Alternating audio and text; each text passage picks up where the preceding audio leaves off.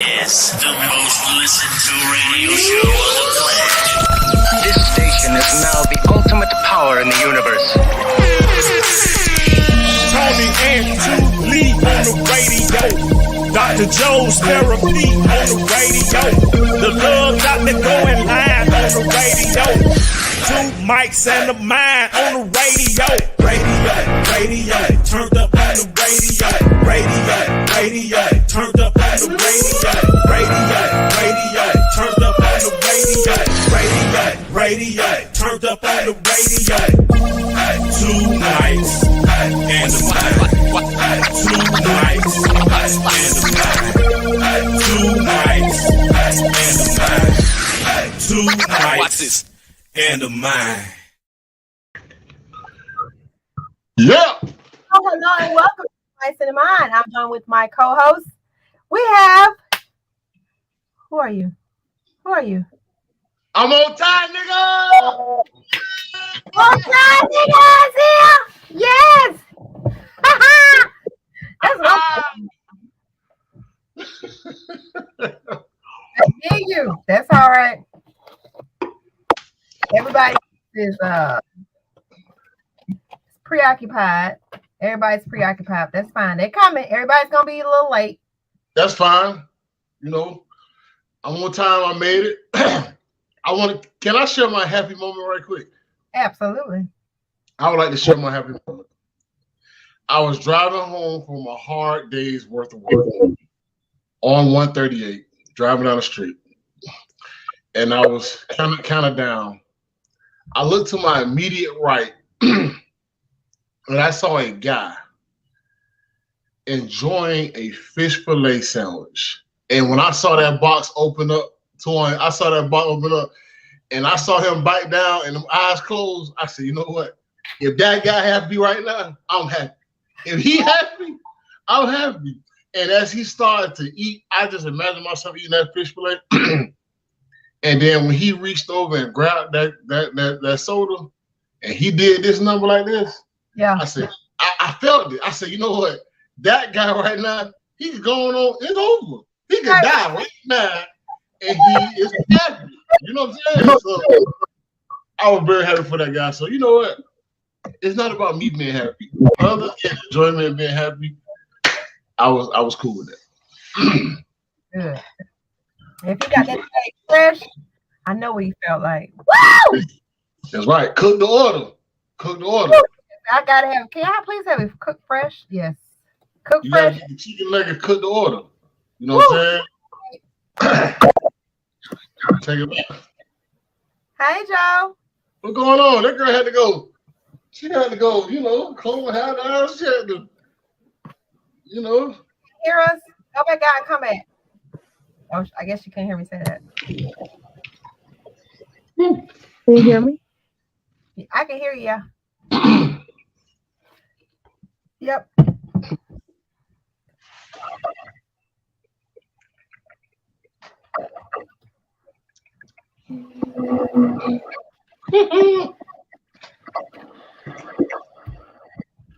Oh, she's gone. I guess she's coming back. I don't know what they doing.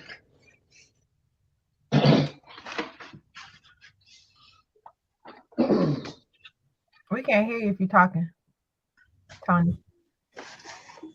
Are we on yet? Woo! Hello, what's going on, everybody? Everything good, man. Your boy finally on time. You know, I'm here on time. You know, I saw Dwayne was coming in. I saw Dwayne was coming in late today. So you know what? No, I yeah, felt the co-host said, you know what? This is my time. You know, to show up on time to make up for Dwayne.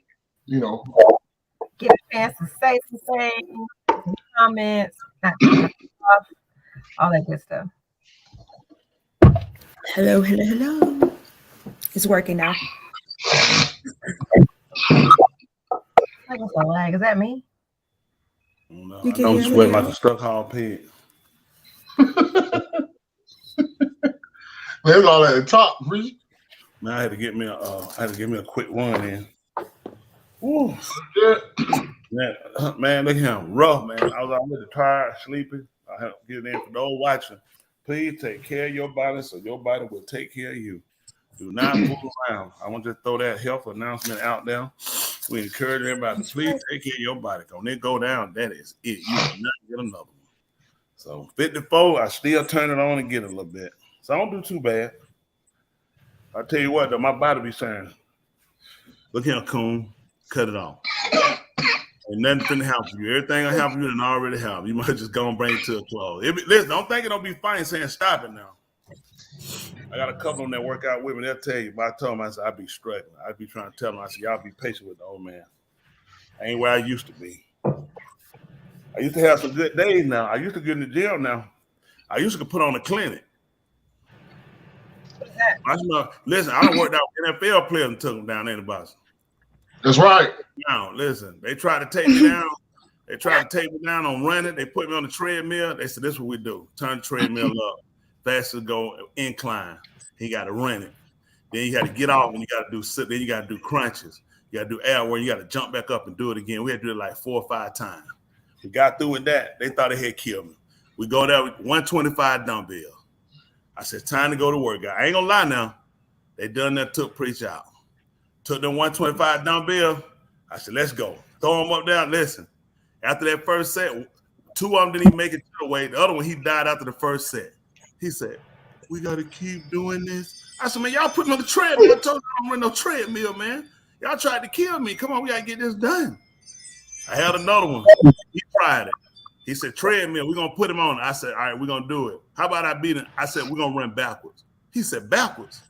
I never did it before. But I said, you're a football player. You know how to backpedal. But he couldn't catch it to save his life. That treadmill threw him so bad. Listen, never did it. Backpedal on him. Killing on the treadmill. Took him down. Listen, he was done. He said, it's stupid. It don't make sense. I said, you're a football player. I know you know how to backpedal. You tell me you know how to run a treadmill backward? He couldn't buy it for nothing. I'm like you, but I don't believe nothing he say no more. I know he was a liar. That's crazy. Yeah, man. That man, a liar and the truth ain't never. That's it, man. What happened to you? You choking on something? Man, I had got a piece of fried chicken, man.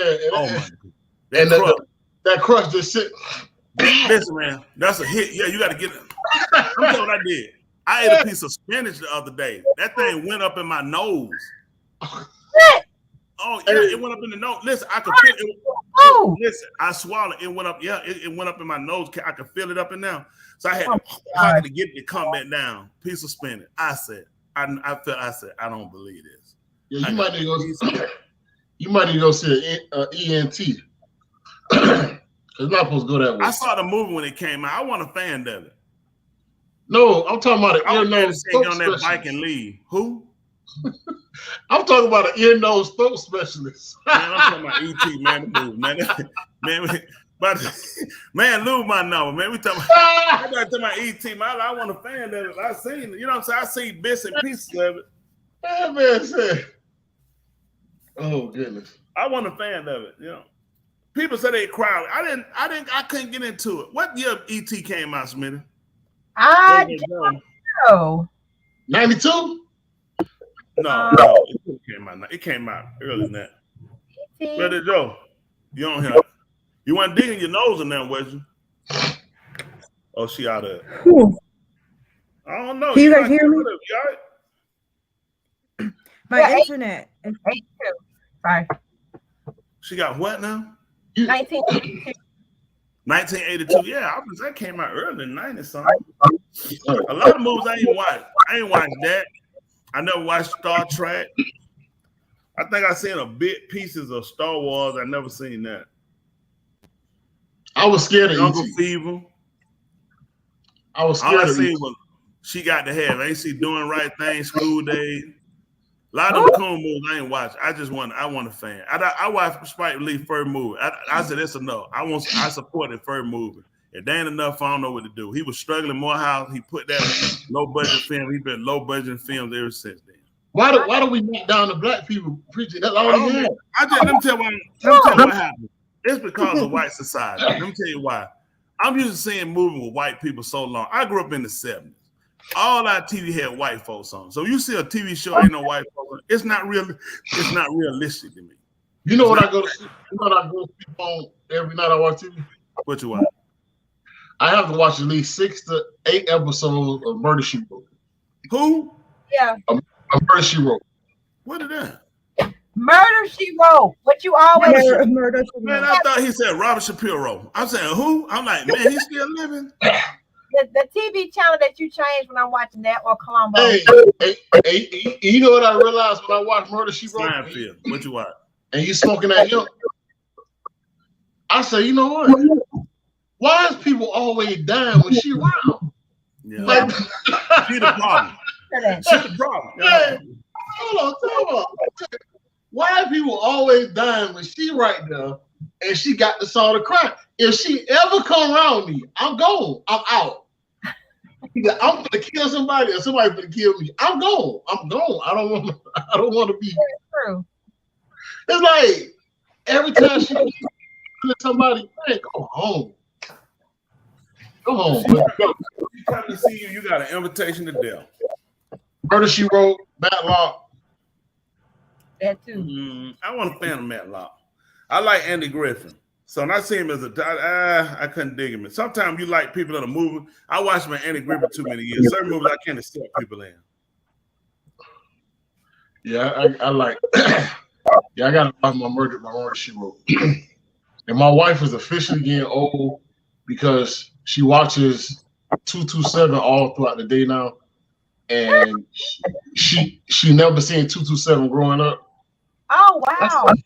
Yeah, she never watched 227, so that's a plus for her. Oh, that's I think 227 ends always the same time. Married, they get mad, we hug them. Come over, hug you. You know I love you. That big old mustache. Yeah. I liked her at Florence. Then she got her own show off of the Jefferson, and that didn't work out. That didn't work out too well. 227 stayed on a long time. But you know how that, when you watch people do stuff, sometimes you're like, I ain't feeling it like that. You know what I'm saying? Like I ain't feeling it. No, like then the black guy that was hopping from Fred Sanford. Yeah. Yeah, so I'm saying sometimes I don't like to see you nowhere else. I want to know when he gonna go back being the police. Oh my gosh. He was our first so-called African American police. Now he done went on here. He was a construction worker. So I'm kind of like, what happened?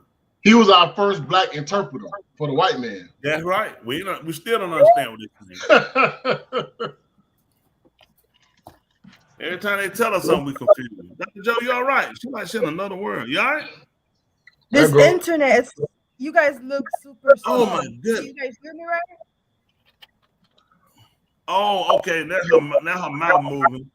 You said we look we looking normal. It might be you. That girl smoking that greenhouse, man. That's it. Ow. Yeah. Yeah. We had that brother right. He said he him raw fat. That's right. So some of this stuff you see is wild. You know what I want to do? What we can do, lay the Palau right here on the show. I like to get my Palau out of the way. I need to get my hemp. When I get my hemp, I want to relax. When I get them, go to sleep. Well, we turn it, relax, be all right. These people, don't y'all need prayer out there? Don't you need prayer? Don't you want to get your life right? Shout out to people that's at work. Shout out to all the people that's at work. Everybody trying to find work, unemployment line. You know what I'm saying? Shout out to all them people. Oh, yeah. Y'all stay encouraged. Y'all get out there. You can do it. Don't give up. Keep moving. Keep going. Listen, every day get up on fighting to make it. People don't believe that. They be like, oh, preacher, that. Come on, preacher, man. Preacher, you got it made. No, you don't have it made. I gotta make it. I gotta make it. Every day I gotta get to make something happen here. If I can make $20 him, $50 him, $100 him, $1,000 him, $5,000 on him, trying to make it add up. I got that woman right here, and I married a Caucasian woman for the rest, and they're expensive. And the brother that went over the racial line and got you one, you know what I'm talking about. White women will put you in the hole. My white wife is killing me. I want to admit it and confess it on this show. That's no way to get it right. You got to confess it. That's true. Had I got me a little darky, I'd be doing good. We'll be over there on a Pinto, happy in a Pinto. Yeah, you better than me. Huh? I couldn't do light skin. What wrong with light skin? I like my light done no white. I mean, you like what you like. I ain't mad at you. That's offensive. I find that racist when you just said that was racist. So you got to clear that up. I have to clear nothing up. You can take it how you want it. You like it. You said you like it. You don't leave it racist. No, I'm just saying. I'm into white women. Yeah, I got me a white woman. You used to good to turn down that too. You know, I just ain't had time. That's amazing how you think that just your color dictates how your behavior. It does. It does. No, just because a woman is brown doesn't mean she have. So no woman should get an attitude that's brown. Just all light skinned folks, then, huh?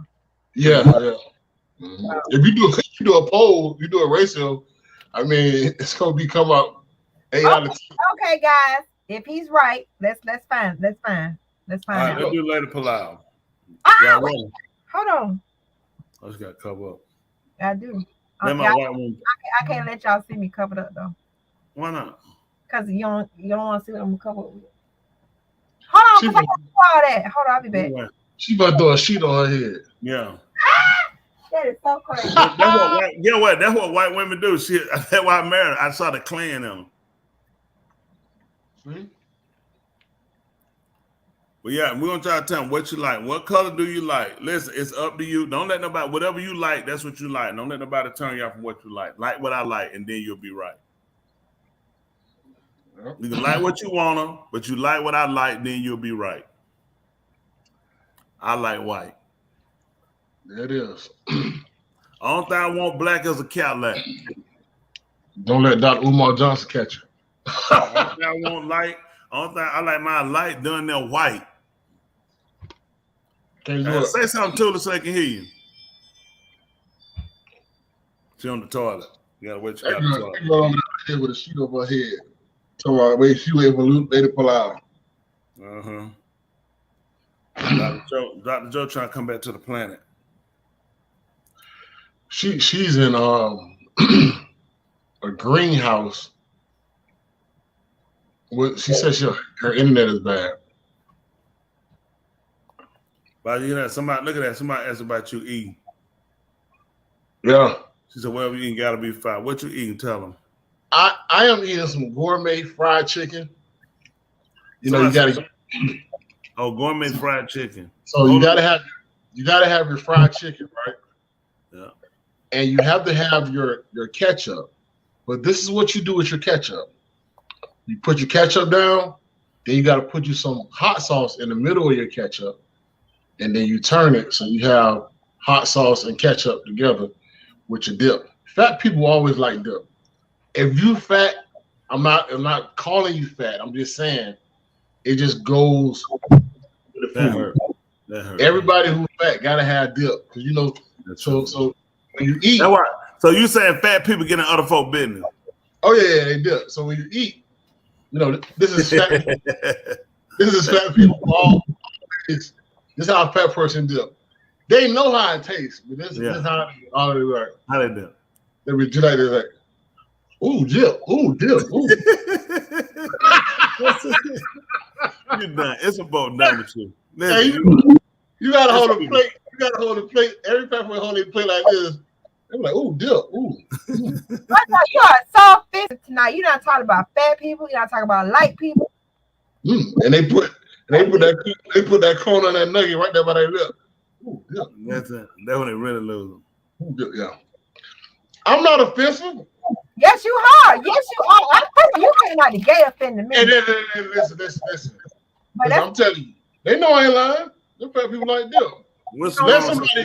Let somebody go to Chick-fil-A and don't get no nugget. Don't get no dip for their sauce. It's over. They swing all the way back around. They put in that car park, and then they getting out.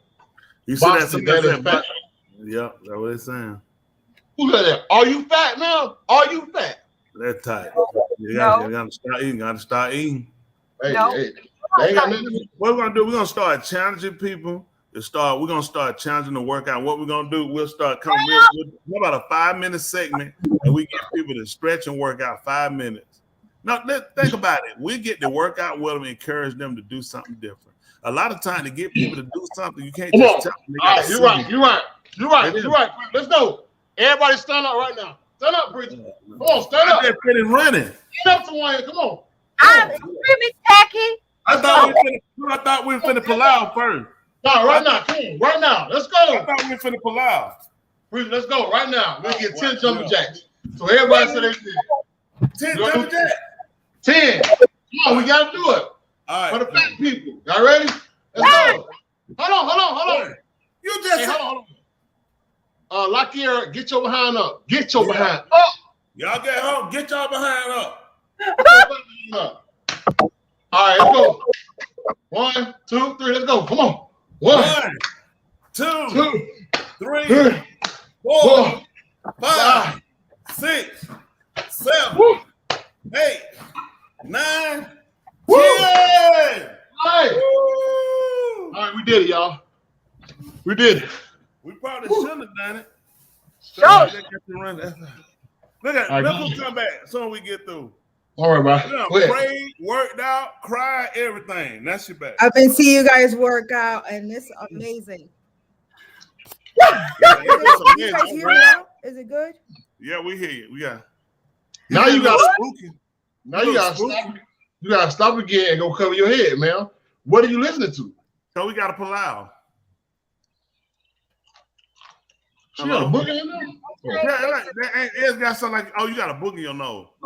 I thought it was Jimmy. If I show you how Sharath looks, it looks crazy. You got a bit. Horrible. You got a bit bull in your nose.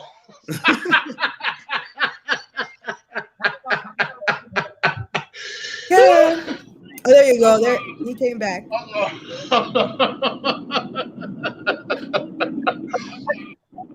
Hey, that we used to call him in Miami. We didn't call no booger, it's a buller. B-U-L-L-A-H, buller. I just let the car, I'm my car. If I do a jump jack, I'm going to bump. All right. Come on here. Who is that driving? Hello, we about to do Hey, what's going on? What's going on? You gotta put your phone on me. We about to do Layla Palau. We're gonna pray with all the people that's out there watching in too, sick and shut in. All right, y'all ready? Mm-hmm. President Joe, you gonna cover your head and the book? And you still got a bit bull in your nose. I'm going. Yes, sir. That man's sick. You should see. Did you see what I sent you? Did you see what I sent hold on. you? See? I'm saying, How you you put it in look? thread. Sir? I'm looking. Goodness. You see that box? How you look? Well, how I look? It's in the thread. Look at it. Goodness. Let me see. My phone off. Telling you. Look like AI intelligence don't went That's crazy. not me. Well, how I look? It just look like all kind of colors. Yeah, that's my light right there. No, I'm talking. It's showing all kind of colors. You don't see you at all. It's just like all kind of colors and stuff. Oh, we see you though. It's just on her phone. No, we see you though. It just went her computer show. She gotta get rid of that Telemundo internet service. You go plug up and There's no other options here. Man, this is I'm saying on Telemundo. Do we look like that to you too? Do we look like that too? Like we're on Telemundo? Go! You gotta watch soccer in Spanish. It must be because Sharath came from Colombia. That's right. All right. Y'all ready? Right. All right, here we go. Kadash Abba, that's the separated father. We give Hadu thanks, the Tudah, the thanksgiving to your Shem, which is your name, for all you rendered, for sparing our Kai, our life, for granting us an opportunity to be able to seek you, to Yakra upon your Shem, which is called upon your name, Baraka your Shamaim, your Sabut, the height expansion, Baraka the Barith you Shabbat, which is the covenant you vowed to Abraham, Yasakak, Jacob, the Yahudim, to Yasharal, the Tuladaf, which are their generations, even unto us and our Tuladaf, which are our generation, to all those that are fall, that you will Yakra, that you will call. Baraka us with your pioneer, which it bestow a benefit or a gift upon us with your face. Let it or upon us, which is lightened. Let your pioneer, which is your present, be an encampment and circle us all about for protection. We pull out at you, Baraka, your Shalakim, which are your sent ones, your Ra'ah, your shepherds, your Mal'aki, your messengers, that go forth from their paw, which is the word from their mouth, might resonate in our lives, which are our hearts, that we might consider our latter end. We Palau, in which we ask that you, Baraka Jerusalem, the city, the foundation, Shalom, that you forgive us for the thoughts, ideas, or actions that we did that go contrary to your will, that you'll be with the married, the single, the separated, the sick, the afflicted, behind prison walls, bereaved, the out-of-towners and overseas. Baraka those we commit to that support your Dabarim, Baraka, which is your word, Baraka those in leadership and authority, execute your will. Those in war-torn country, those in captivity, those behind prison wall, those bereaved, continue to be with the Sim family in their passing, as well as others that we commit to your trust. We Palau, in which we ask that you will lamed us, which is teach and show and instruct us, and seal us with the Ruach HaKadosh, which is the spirit of separation. If there's anything we've done, please forgive. Baraka, which is bestow a gift of benefit.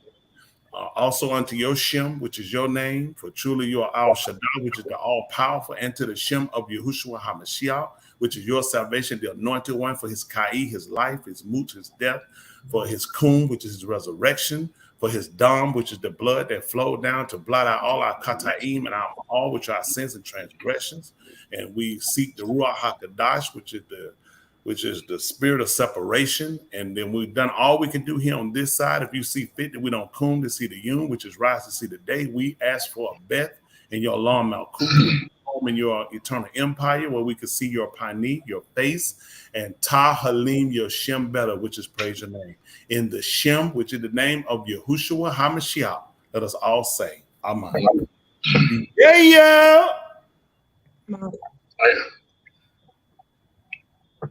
Look, where's it, Joe? Look at it. This hurts. I'm sorry. Y'all, okay, do it. You do it all day. Look at me.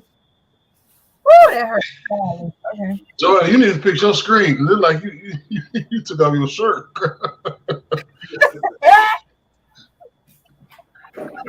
Are you serious? All right. Oh yeah. Back to that tip. Man, somebody said we doing jumper jack. They gonna stop watching. These people don't want to exercise, man. They said okay. That was something different, something new. We're trying to do that all the time, though. No. Cool. That was cool. Woo! I got my headache now. God. That was so nice. What? Joanna. Tell me. You not a big bully in your nose. Yes, I'm right here. You know the booger? Can you at least hear me? Is it cool? Smitty made me do it. Smitty. Joanna, let me tell you what. As long as you can hear me, I'm okay with the booger. It's okay, girl. It's okay. Let me tell you how we were affected. You okay with a booger? Mr. Box just said, light skin. I'm going to sum it up. Can you hear me? Can you hear us? It's the big buller. Joanna, can you hear us? I can hear you. Yeah, I can hear you, but I can. Yeah. Okay, so anyway, did you hear what he said about light skin and brown skin girls? Women? No, I was restarting the. Can you guys repeat that? Tell her what she said. It sounds interesting. I said you gotta.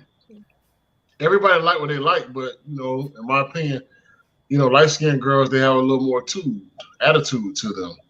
You know, the lighter the shade. It's actually a scientific proof that lighter skin tone people that's a lack of melatonin in their skin, they have a sense of entitlement, and the way they act, you know, it's just a little more.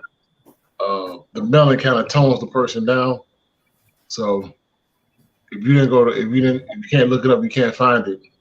Maybe you're not searching in the right book. So the light skinned people, you know, they have a little more attitude than dark skin. People like what they like, you know. He said people now, but he did say women. He narrowed it down to women. Of course, I don't like no man. Who you know talking about? It was the point. I want to talk about what you like, sir. I don't think the color has anything to do with personality, though. That color has nothing to do with personality. It does. Nobody. What about light-skinned people that are ugly? There's no way. They have to be humble. No, what about light-skinned people that are beautiful? Light-skinned people can't be humble. Wow. It's impossible. That's not a trait. Exactly. She said light skinned people that are ugly. What that got to do with She said humble. I thought she said that's Oh, humble. she said ugly.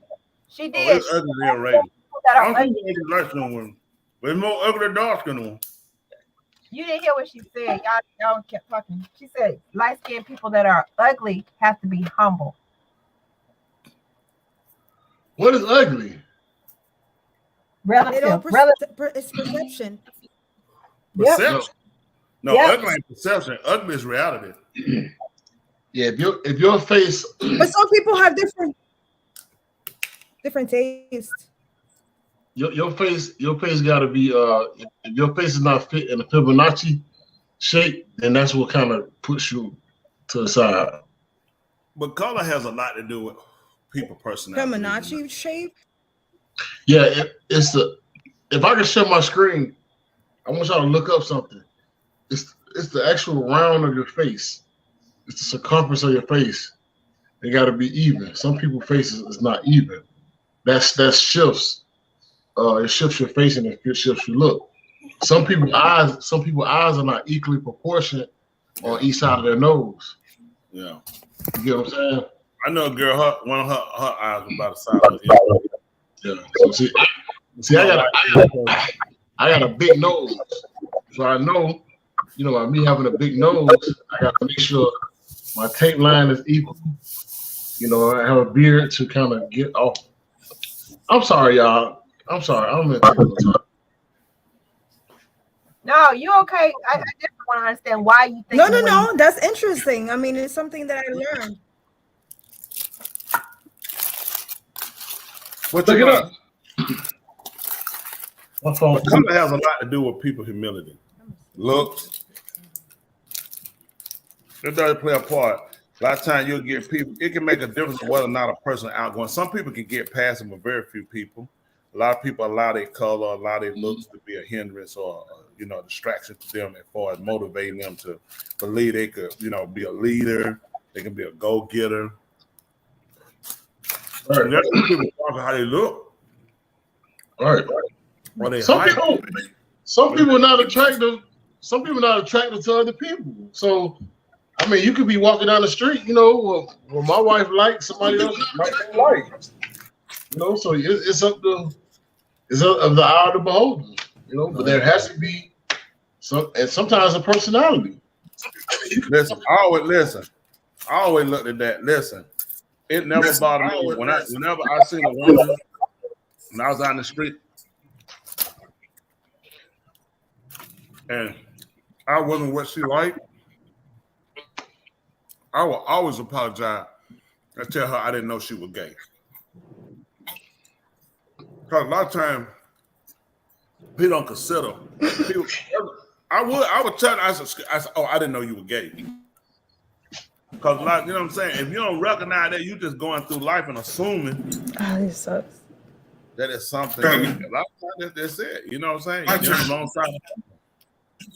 What it's saying? Crazy is crazy. When people grow up, they tend to try to fit into what stereotypes of their skin tone is and how they are treated by their community. I see it with the kids I work with. Did they figure what now? What? I see it with the kids I work with. I work with. I mean, this life, let me tell y'all something. In real life, people don't realize everybody follow a fad. What now? You're either gonna be a jock, you're gonna be a nerd, you're gonna be a bully, you're gonna be a coward, you're gonna be homosexual. I mean, think about it. There's nothing new outside of the framework. You're gonna be a religious fanatic, or you'll be religious. You're gonna fall in one of these categories of life.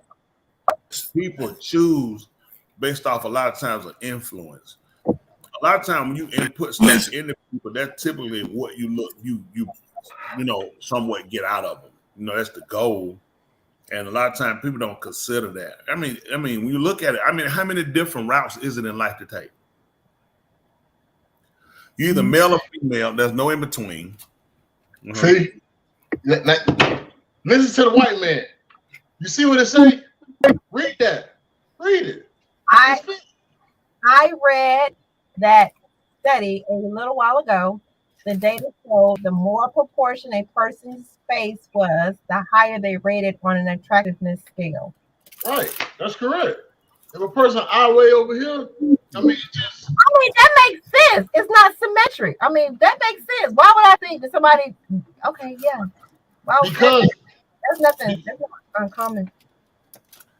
Before I got with Smitty, she would date a good person because she's like, it ain't about that. It's about they nice, they treat you good. Hey, sometimes that way. Sometimes what you could get, man. I still feel that way. I really think I'm just not shallow like that. But you shallow talking up on me though. Yeah, you shallow. That's how you got your chance. Now listen, man. I seen that guy Smitty used to date with that tambourine. I said, something wrong with this. Something's wrong with her. Personality. Let me tell you, I got her. She was square. She was so square. Man, she was so square. She made a rectangle look circular. Okay. She ain't know that. Why did you do it? I mean, it just happened. I mean, like, you were white. I mean, what? I want to go over the fence. So I got a white woman. You were square. So it was different. You know what I'm saying? Other women I dated were drug women, stuff like that. People knew about the game, kind of knew how everything operated. How you know that? I knew about the game too. Yeah, you ain't know about it. You ain't know about it. Listen. I knew how to I had game. You ain't know nothing. You ain't have no game. Just like a spider. I took you to the game. You fell right in my web. I gotta have some game. Wow. I picked the square. Resident Joe, what you finna say? I see her face. She want to say something.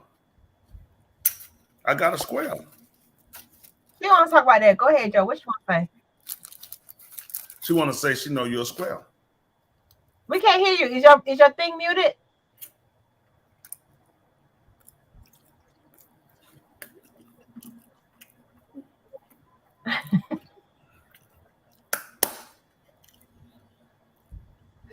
We can't hear you if you said something. You gonna text us? Let's see. She gonna text it and hang it up now. Bring your lips.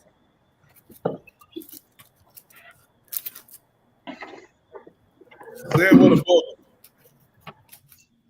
So try to restart it. But anyway, trying to restart those out there. What's our news story? Whatever. Let's see.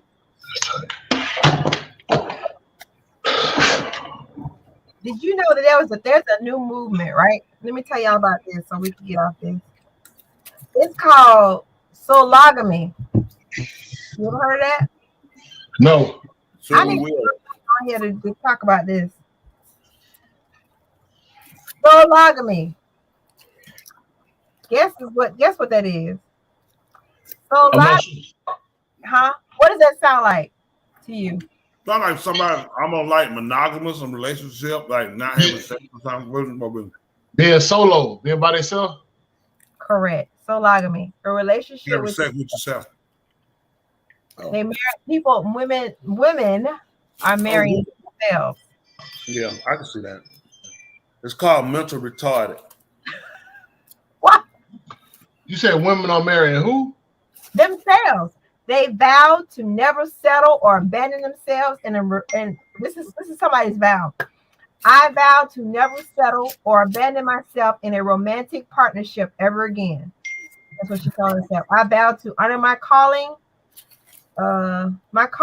and live life as a work of art. Stupid.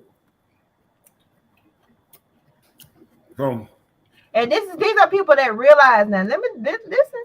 These people realize that in love and in relationships with other people, they weren't really showing up and loving themselves through the process, which made it really difficult to receive love from others. See, their thing is you pour a lot of energy, a lot of money into marrying people as opposed to doing pouring that energy and that money into yourself. and that's why the world is still evolving and hadn't gone extinct because people don't take on that dumb nonsense that they're talking. When he made man in the beginning, he said it was not good for man to be alone. I will make man what was appropriate, which was a mate, opposite of it, but in the same species. Mm-hmm. These people get out here, they make a couple of bucks, they get pissed off when some rules come down the pipes. Okay? I have to lead, you have to follow. Or he says, okay, you gotta cut this off because I need this done. And I'm the head, then inside, let me date, marry myself. It makes no sense. If you were that hot of a pick, you wouldn't be dating yourself. It'd be men beating your door down to date you. But I don't think they do that after marriage. It's instead of. Sometimes because there's nobody that they'll find wants to marry. Oh, what makes them choose that? I agree. Like how bad does it get that you want yourself? How bad does it get that you what? That you want to marry yourself. I feel like that's to the point where you can't do anything better that you decide to. It's like people marrying animals. Yeah. Like it got so bad that you're marrying something you're not supposed to be marrying. Well, a woman rather have a dog or a man a cat because they feel like people love them. Yeah. First when you enter into a relationship, bring something to it besides your negativity and your lack of enthusiasm or mindset to coexist together as partners and work together. If you're looking for somebody to come and fairy tale take you away from everything you got, stop it. Life doesn't exist like that. People need to stop looking at people in meal tickets. Who's going to take care of me? Who's going to pay my bill? These are your responsibilities. Learn how to coexist with somebody. Y'all work together to better yourselves, eliminate debt, and build wealth. The main thing is having a relationship. It's not about the money. It's about the care that you have and having that, that opposite person sexually and what you give to each other, the energy, the encouragement, just being down when something happens. You can't always be there. You for yourself is not enough. If you fell down, you couldn't breathe. How could you help yourself? Having someone else there, let me get help. Let me call the ambulance. Let me get you up. Let me see about you. Let me come and visit you. Let me take care. Make sure you're okay. Let me take care and handle things while you're down. It's so much that involved. That's one issue. Having someone there is so important as human beings because we feed, even in the animal species. You have animals that are loners, but they produce small. Look at like Ari and Ariel, which is the male lion and female lion that you'll call. They are constantly touching and rubbing against one another because you need that affection, you need that care, and you can't give it to yourself. masturbating is not the answer. When you get through, it's just you and the juice. So just stop it. You need another live human being of the opposite sex. That's You true. care. You need to conversate. That's how we stimulate the mind. When a person left alone, it's nothing to motivate them to want to grow. It's nothing to motivate them to excel. If you are, I mean, then it's like, for what? Get conscious, people. Stop it. Right. What do you think, Tula? You don't think? What do you think about those people that want to marry themselves? And you know, before I know I asked you this question, but I think that comes, and I think self-love is a beautiful thing, and taking care of ourselves is a beautiful thing, but it's always that extreme. People take us to the end of the extreme. It's like, love yourself, marry yourself, and it's like out of concept, you know. But what do you think? Like, marrying yourself, that's like a good idea of how much you will love yourself? I don't know. What do you think No. about that, Julie? I don't agree with the ceremony part of it, you know, but I definitely think that there should be a healthy level of love for yourself. I think it should be a healthy level. What that is, I don't know, but I just really think it should be a healthy. It's not healthy for a person to gonna marry themselves. That's it. Right. Mm-hmm. Them people. Okay. So is it okay if a person says they just don't want to be married? I mean, I just want to live my life and just be not be married. But it's the ceremony part. Is that the part that's the problem? People say that until they find that right someone. Yes. And people say that. Like my wife, she say, you know, I ain't gonna get married no more. I said, all right. Somebody come along, and somebody else come along. Like, here you go. I don't want to do it all again. Man, listen. I mean, it happens all the time. People get lonely.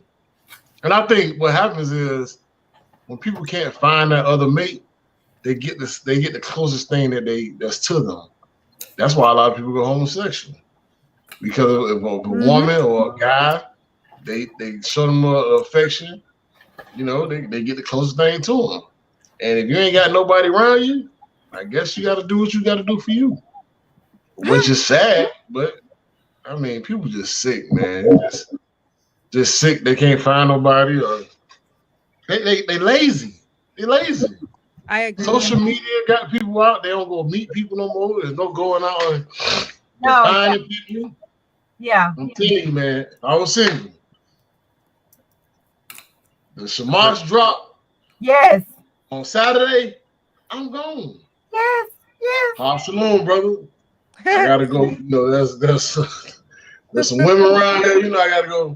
Absolutely. I gotta go fishing. You can't go fishing at home. I gotta go to the water. Hey, I catch on. I don't like it like that. You know, just sometimes. You know, Throw it back. I'm telling you.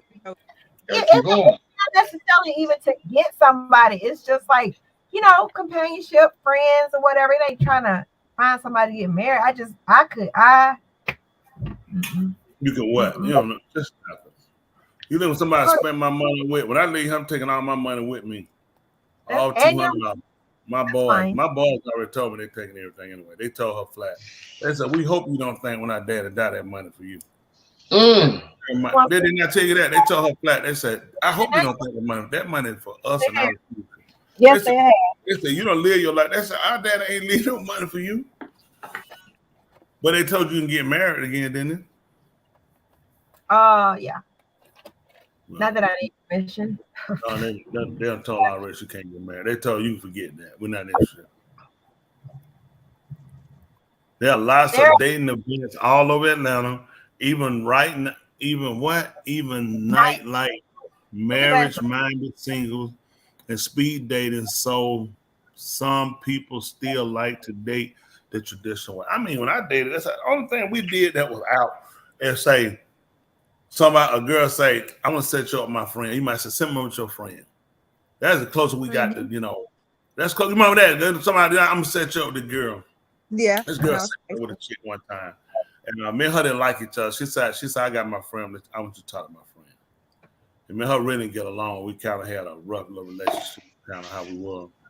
Her friend, you get on my nerves so much, man. I talk to her on the phone. And she said, "What you know, man?" And she said, "I said, why you say that? I really hate that. That's like the stupidest thing." It got my nerve. We had to do that, but that part I just hated it. I hated her saying that. You know what I'm saying? And I had to go and I had to go to her house and I had to go see him. You had to go see him.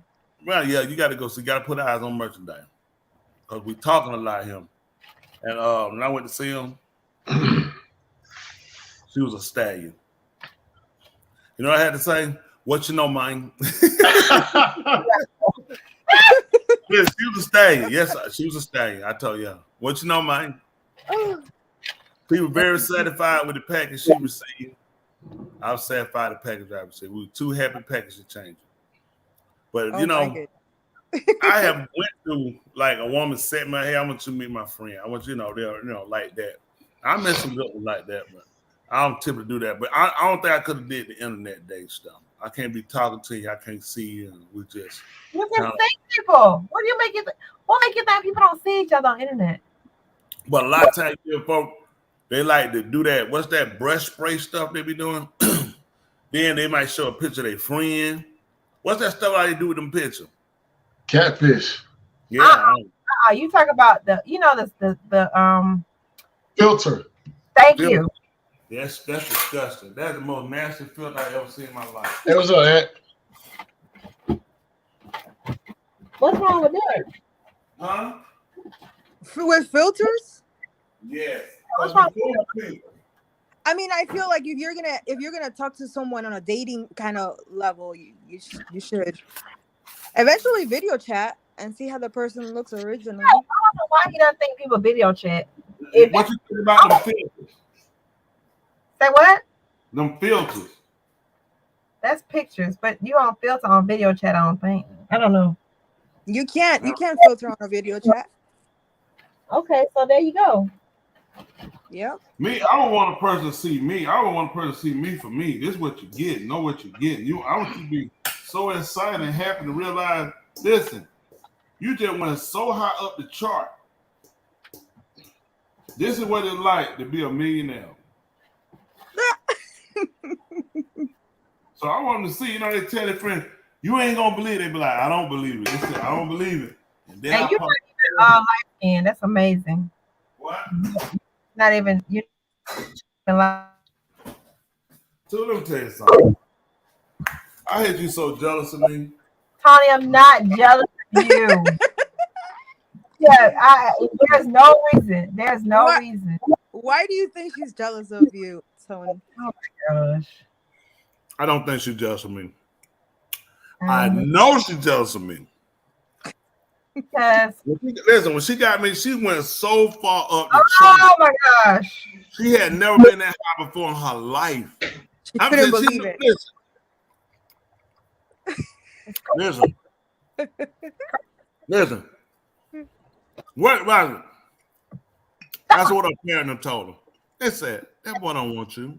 That boy want you. She ain't got to do is just stop my mouth. What I tell you, look at her. Go ahead, stop my mouth.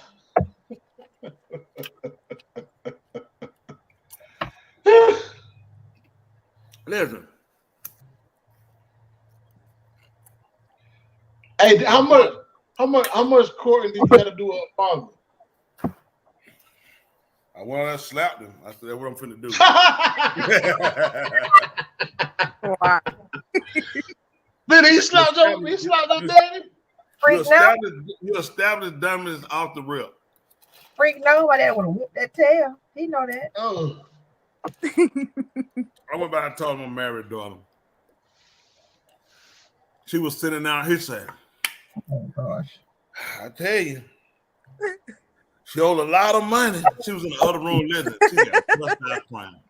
Why you gotta tell you that? Then they gotta do it. I said, how much you owe? I don't make them. Why he gotta talk about our own money? I'm trying to figure out. That is true. Why did he bring that up? And then why do I worked to pay bills. To this day, I still don't know how much money she owed. I owe a lot of money. I spent a lot of money on clothes when I was in college. Don't do that. How long have you been married? Woo! Gone 29 years.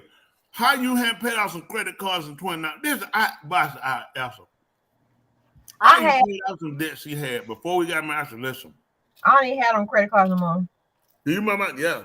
Do you not remember? You got mine. Don't you mess that thing up either. I ain't worried about that. You can't live off me. I can. We can coexist, but I can't take care of you because you got too much debt. Your dad told me that was, I told him, I say, man, this girl owed a lot of money. He said, I tried to say it. He did. He told me, he said, listen. He said, she owed a lot of money. I was looking like, and she made it all about her crying. Oh, he ain't got to see that. I'm trying to figure out how much you owe. Hey, how much you owe? How much you owe? I did owe a lot of money. I don't know, but it was more than it was a lot of money. I came home with a lot of debt. Made big mistakes. Constantly.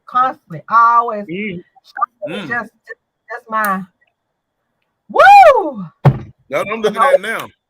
No how much do you owe? Now? Oh, I don't owe those cars anymore. I don't even have those cars anymore. He asked one question. A dollar amount. A dollar 29 amount. years. Boston. I know I've been married her going 29 years. I know her longer than that. I have never got a straight answer on how much she owes. How much do you owe? As long as it don't fall in your lap, sir. Don't you worry. How is it in my lap? If you hire a private investigator, sir, I'll make sure you find out every penny that she owes. At this point, I'm scared to find out. Yeah, don't find out. It's different. She ain't got no better.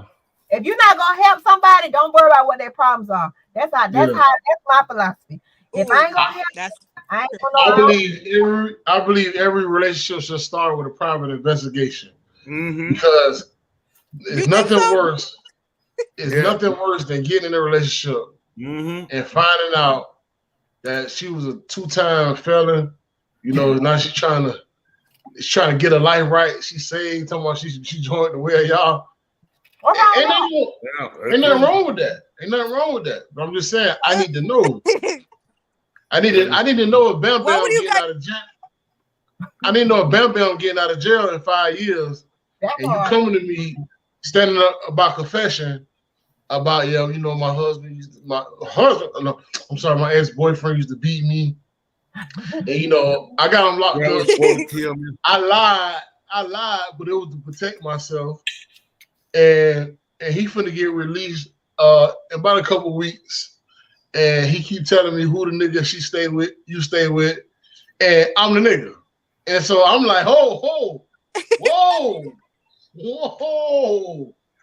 what's going on? Women notorious for that. And go ahead, I'm sorry. No, you're right. They're notorious for dating a dangerous guy, breaking out trying to hide and get somebody else, and don't tell the guy the whole story. And he wound up getting into it with the guy, and somebody wound up getting killed. They notorious. Yeah. And I'm sitting back like, hold on, Bam, brother, you can have this woman. I ain't want these problems. I want to be free. I don't got time to fight you. And that's why I clearly understand the book when it talks about adultery. Because when somebody is married to somebody else, you got to think what kind of bond that is that you're breaking with somebody. And you coming in and come on. Y'all see my little big brother? Hey, John! Hey, what's going on? What's on, baby? What kind of hat you got on? Man, I got on that protect my skin hat.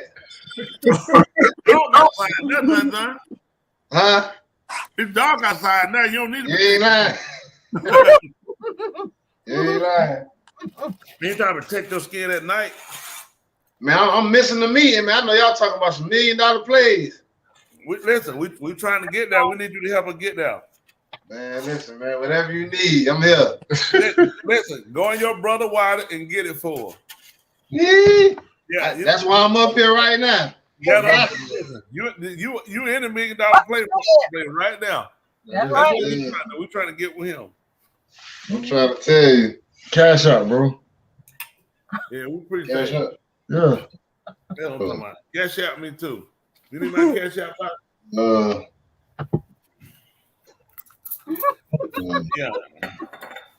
He cash me something. I'll take mine. In my phone. Nah, you know, I don't know what to do from the permit. I'll be trying to. How much is it? I mean, I don't know.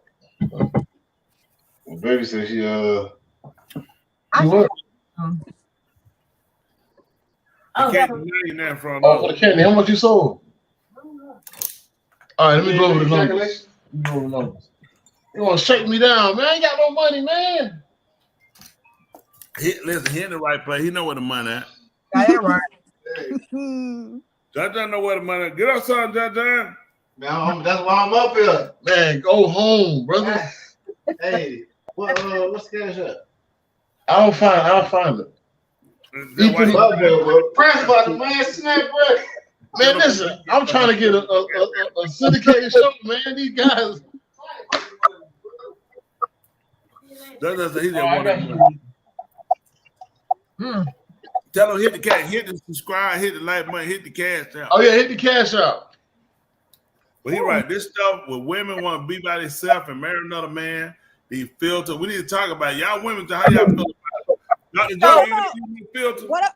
What about those men that look exactly like women? What would you do if you're dating a woman that looks a man that looks exactly like a woman, and 5 months in, that person you find out is a man, or You can tell that person was a stripper? And listen, that's your fault. It's That's you. true. There's no way. That ain't got nothing. Listen. Listen, I'm telling you, that is you. Man, I can't marry That's you, no man. man. That's impossible. Right. Folks that do that stuff, they got proof for that. No, it's not. Let me tell you something. Nah. It's very impossible to marry a man and you're a man. It's very Let me tell you impossible. something. I've seen some men that look just like women. And you can see them look like you're exactly right. But when it come out of betrayal, a man being with women and no women gonna know this. And listen, It ain't clicking. It ain't. Listen. Plus, let me tell you something. No, You gotta kill it. This being honest with y'all. And I'm not advocating murder, but I'm just gonna be honest. I'm be honest. There's no way I can let you. I'm telling you now. Let me tell you something. It's the matter of this. You know I'm a man, and you're a crossover, and you're a play woman, and I get you, and you play that all the way down and come out later. I gotta kill you. Well, first of all, when they Advocate murder. I'm telling you what I do. they're So not. you ain't gotta worry about it. It ain't gonna never happen to me. So it ain't gonna never happen to me. I'm gonna marry no woman that supposed to be it's just no man. It'll never happen. So, but if it did happen to me now, everybody do what they want to do. You know, shake hands, walk away, and say, "Oh, you got me, dude." Oh, that's a good one. Never happened. There is no straight man married no another man and thought of no woman. Do not believe it. And only know about it because that sissy would be dead. Ain't no man to go for that. It won't happen. you know what the problem is? Go ahead. The conversation. All that gonna get them You away. got to get to the point. The point. Oh, all right, then how it was. You know how I was growing up in elementary school. What's your friend name? You know, get the friend. You gotta find out what's going on. You know, you gotta ask them questions. Well, I'm gonna meet your friend. Nah, you know, I don't have no friends no more. All right, well, I need to meet somebody. Show me some pictures. I need to see something. And you're If on another planet and nobody ain't seen it, no, somebody seen it. If you're on Facebook and Instagram and all your pictures start 2022, brother, you got a problem. You got a problem. The baby picture gonna give you away. You ain't got nothing. You gotta ask. You don't think that those people, like you said, people are thinking they are actually thinking that they are those genders. They're not thinking that they're a man. I'm just gonna bust Let up. me tell you what happened. Honestly, this is gonna work. Any man can agree. I saw that a documentary of a man that did not tell the other man that he was originally a man because he was afraid he was going to be rejected. But he looked just like, and he never told the man because he had changed his parts, and he never told them that he was a man, and he would just date them. Let me tell you something. I'll say, sissy. A sissy cannot perfect a woman to the T. A bull diet cannot perfect the man to the T. It's virtually impossible. There are little characteristic flaws. If a man just want to be blind and he just want anything, he's going to miss it. A woman has distinct characteristics. She ain't got to act it. It's a distinct character about her that makes her feminine. He can't produce that. I don't care how soft, what kind of lotion he put on and Mary Kay. It's just the things he can't portray. He can't put it to that. He cannot put it to the exact of a woman, like no more than a woman can put to the exact of a man. It's impossible. If you like it, you just have an attitude. If you don't never see them going to buy no tampons or no maxi pads, brother, you got an issue. You got an issue, brother. I'm just saying, you got to pay attention. Like, hey, what's going on? You know, right. There's a lot of stuff you gotta watch. But you know what? You want to play games like that? Ray, you know what's gonna give away? You know what's gonna give away? Don't Boston. Them razor bumps. Yeah. Y'all gotta come in that phase. You gonna spend a lot of money. It have be sprung out that phase. It's a different when a woman got that. You know, a woman had that little hair around there. My head come down. That nigga here gonna curl up. He gonna give himself away. Listen, I don't agree with homosexuality in no way whatsoever. I would never agree or subscribe to it. It makes absolutely no sense whatsoever. Your choice, you do that. But this is the problem you got to look at, and there should be no defense of defending the person do it. If I can't marry you, Tuli, if I marry you and I were married and I was legally married to somebody else, they would give you everything I had and say, I defrauded you. I married you in the intent of defraud because I was legally married to somebody else. I didn't have any rights. So, I mean, I lose all rights. This is a shame. And this is like, can be criminal. How can you come out and you be a man and you portray the woman in? That's what you want to do. But when you cross over, you go to a man who's believing that you are a woman, you know for 100% this is not what that person looking for. It makes no sense. It's like you're asking for the death penalty. There's no way. Listen, that's unforgivable. I don't care what court they had. There is no way I let no man live did no stuff like that. You couldn't. It wasn't even. That's not even a thought. So you know, this is what I look and I fought these guys for. You should have stopped them when the other ones had read about that one. That would have ended that to the door. Listen, I find out I've been married to a man. You honestly think I'm gonna let you leave? You're done. You're done. What do you do about it? You find you've been married to a man. I got it. I'm gone forever. I'm getting locked up. That's it. What I'm saying? Oh, you got me. Woo, that was a good one. I didn't see that one coming. I'm gonna let you go on your own, my boy. You know what I'm saying? My dude. My boy. That's crazy. My boy. Let me tell you something. For me, it's no way. I couldn't imagine. Man, listen, Rod say he went to all kind of single meetings and he can't find nothing. Let me tell y'all something, man. It's how you looking. Y'all going to the wrong place, brother. Yeah. You want to find somebody? Go to church. No, go to the bank. Yeah. Go to the bank. Stand in the line at the bank. Just act like you keep going to the bank. Listen to me. See, that's your problem. You're always giggling and laughing. That's why you're still single. Listen to me. Listen to me. And it's like him. Listen to me. You got to go to the bank, man. Go to the bank. You'll see the different women, coming in the bank. They making transactions. So now you getting into the mode of it. You want to find you a good one? You're probably gonna find nobody that ain't got no kids.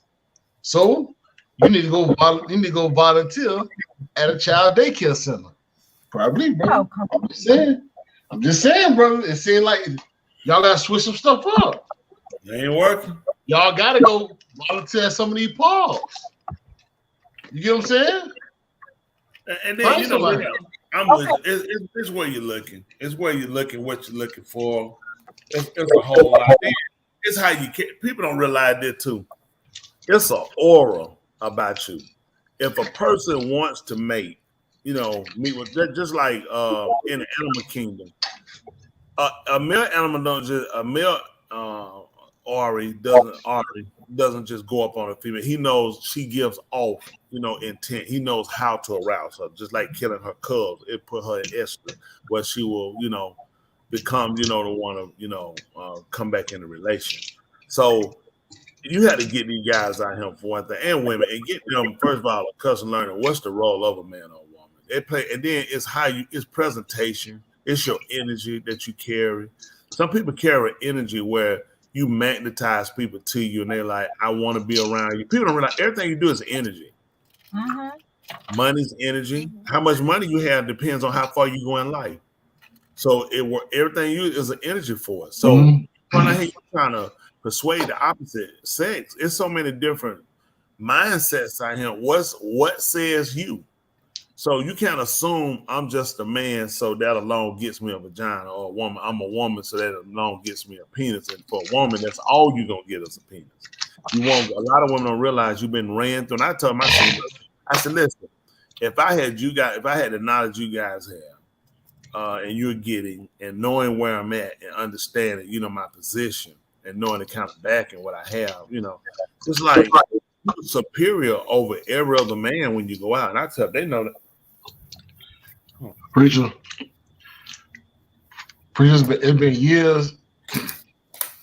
It's been years. Shara Boss and Lady B, these were professional events. We were suited up. Brother, see, that's the problem. You got to catch the women outside of their environment. Don't catch them when they at their best. Nah, I want to see the hair down. First thing in the morning. So you got to have a timeline. Gas station from 6 o'clock to 7:30 a.m. You need to hit all gas stations. Wow. Many gas stations you can hit. Dunkin' Donuts, bro. We don't come out looking raggedy, first of all. Exactly. What you say? We gonna come out looking raggedy. They always do. Always. Brother, at the gas pump. You need to wait at the gas pump between 6 a.m. and 9 a.m. Hey, women man, get gas. You get what I'm saying? You got to come. Hey, baby, let me pump that gas for you. Matter of fact, let me get you I buy this tank of gas on me. You know what I'm saying? You know they holler. I ain't no sucker, and they don't realize you ain't got one. Let me tell y'all something. It's more women than men I am. These women are looking good. That is. I don't know why these people getting that stuff from. Listen, these guys, listen, when you can go to a lady, you can look her dead in her face and tell the truth. Listen, ain't no liar. And let her know what I tell you one time, I can tell you 2 times. Listen, that's so for a woman, because the image of the man is he's a liar, he's cheating, he's messing around. But for the guys, I say they expect the ones the way y'all. For what they talk, we don't teach no playing, mess around. You be one way or the other, and you be straightforward, because that's what you're looking for. What you take to a relationship, what not, you look at getting out of it. You brain game, look to get game. You go into things straight, you just let them know where she at. And you got to look at the type of age, the age group you look at. A woman, like, say, 30, 32, 33, start looking at, I'm transitioning. I'm playing them games in the 20, and some of them look at, I ain't with the man just laying in my draw leaving. Sometimes a young 20 don't realize that. She'll still lay around and play a lot of time. One get on 30s, a little start looking at, listen, I'm getting ready to transition to 40. I'm ready to settle down. I got my degree. I'm good where I'm at as far as professional. I can still move up in the rank I'm going or whatever I'm doing. Having that man and building a family, she said, I'm in a good place. I want to do this now, but I don't want no lie and I ain't got time for no game. A lot of them are looking for that. Y'all guys thinking it's not. They are. It's where you looking at. Don't go look to the prostitute and ask her she want to get married. Right. That's just being at the club. If you met in the club, that way you're going to have to keep that. I met her in the club. Where you think she at? So, then you are, you got to stop going. And then they call a problem because you met at the club. Y'all were cool. Y'all went to the club. And you say, hey, we got to do this. She like, I'm going to go to the club. You like the club because you realize what type of people go to the club. Exactly. Your husband telling you he getting ready to go to the club. Ain't that way he got you at? And what he was doing when you got him? Bumping up on somebody else. Use your head. All right, let me help y'all out. This is gonna be a Q&A session. Fix your mouth, maybe. Preach it. Get your high letter. Get your high letter. Still talking about. It come out, preacher. Sometimes, like Chris Tucker, All right. So hold on. What are some things where you can find a woman always at work? Like professions out there that you see a woman working. Most of the office buildings. Yeah. Office buildings. What else? Give me something like in the field, because you know back in the day, a lot of the women, they showed their character by where they work, the way they carry themselves, and men seen it and say, you know what? Okay, dang, she always at work. What's some of those professions? Nursing. Okay. When do you find nurses not doing nothing? When? Like lunchtime? What? Maybe, yeah. Lunchtime. For men, got traveling nursing. Nursing is like that's. I mean, for a man, he like a man work at a hospital. Shoot, man, he run. I mean, that's all day. Cause women gonna be at hospital. It's gonna be more women working at the hospital than men. Yeah. Out there work down. Let me tell you about hospital. I'll tell you I want to now. Young lady working at the hospital. Young man working at the hospital. Yeah, y'all have employed any place you have. Listen, I worked out at gym. Okay. Man, you don't want your wife out on no night shift. I tell you, no, listen here.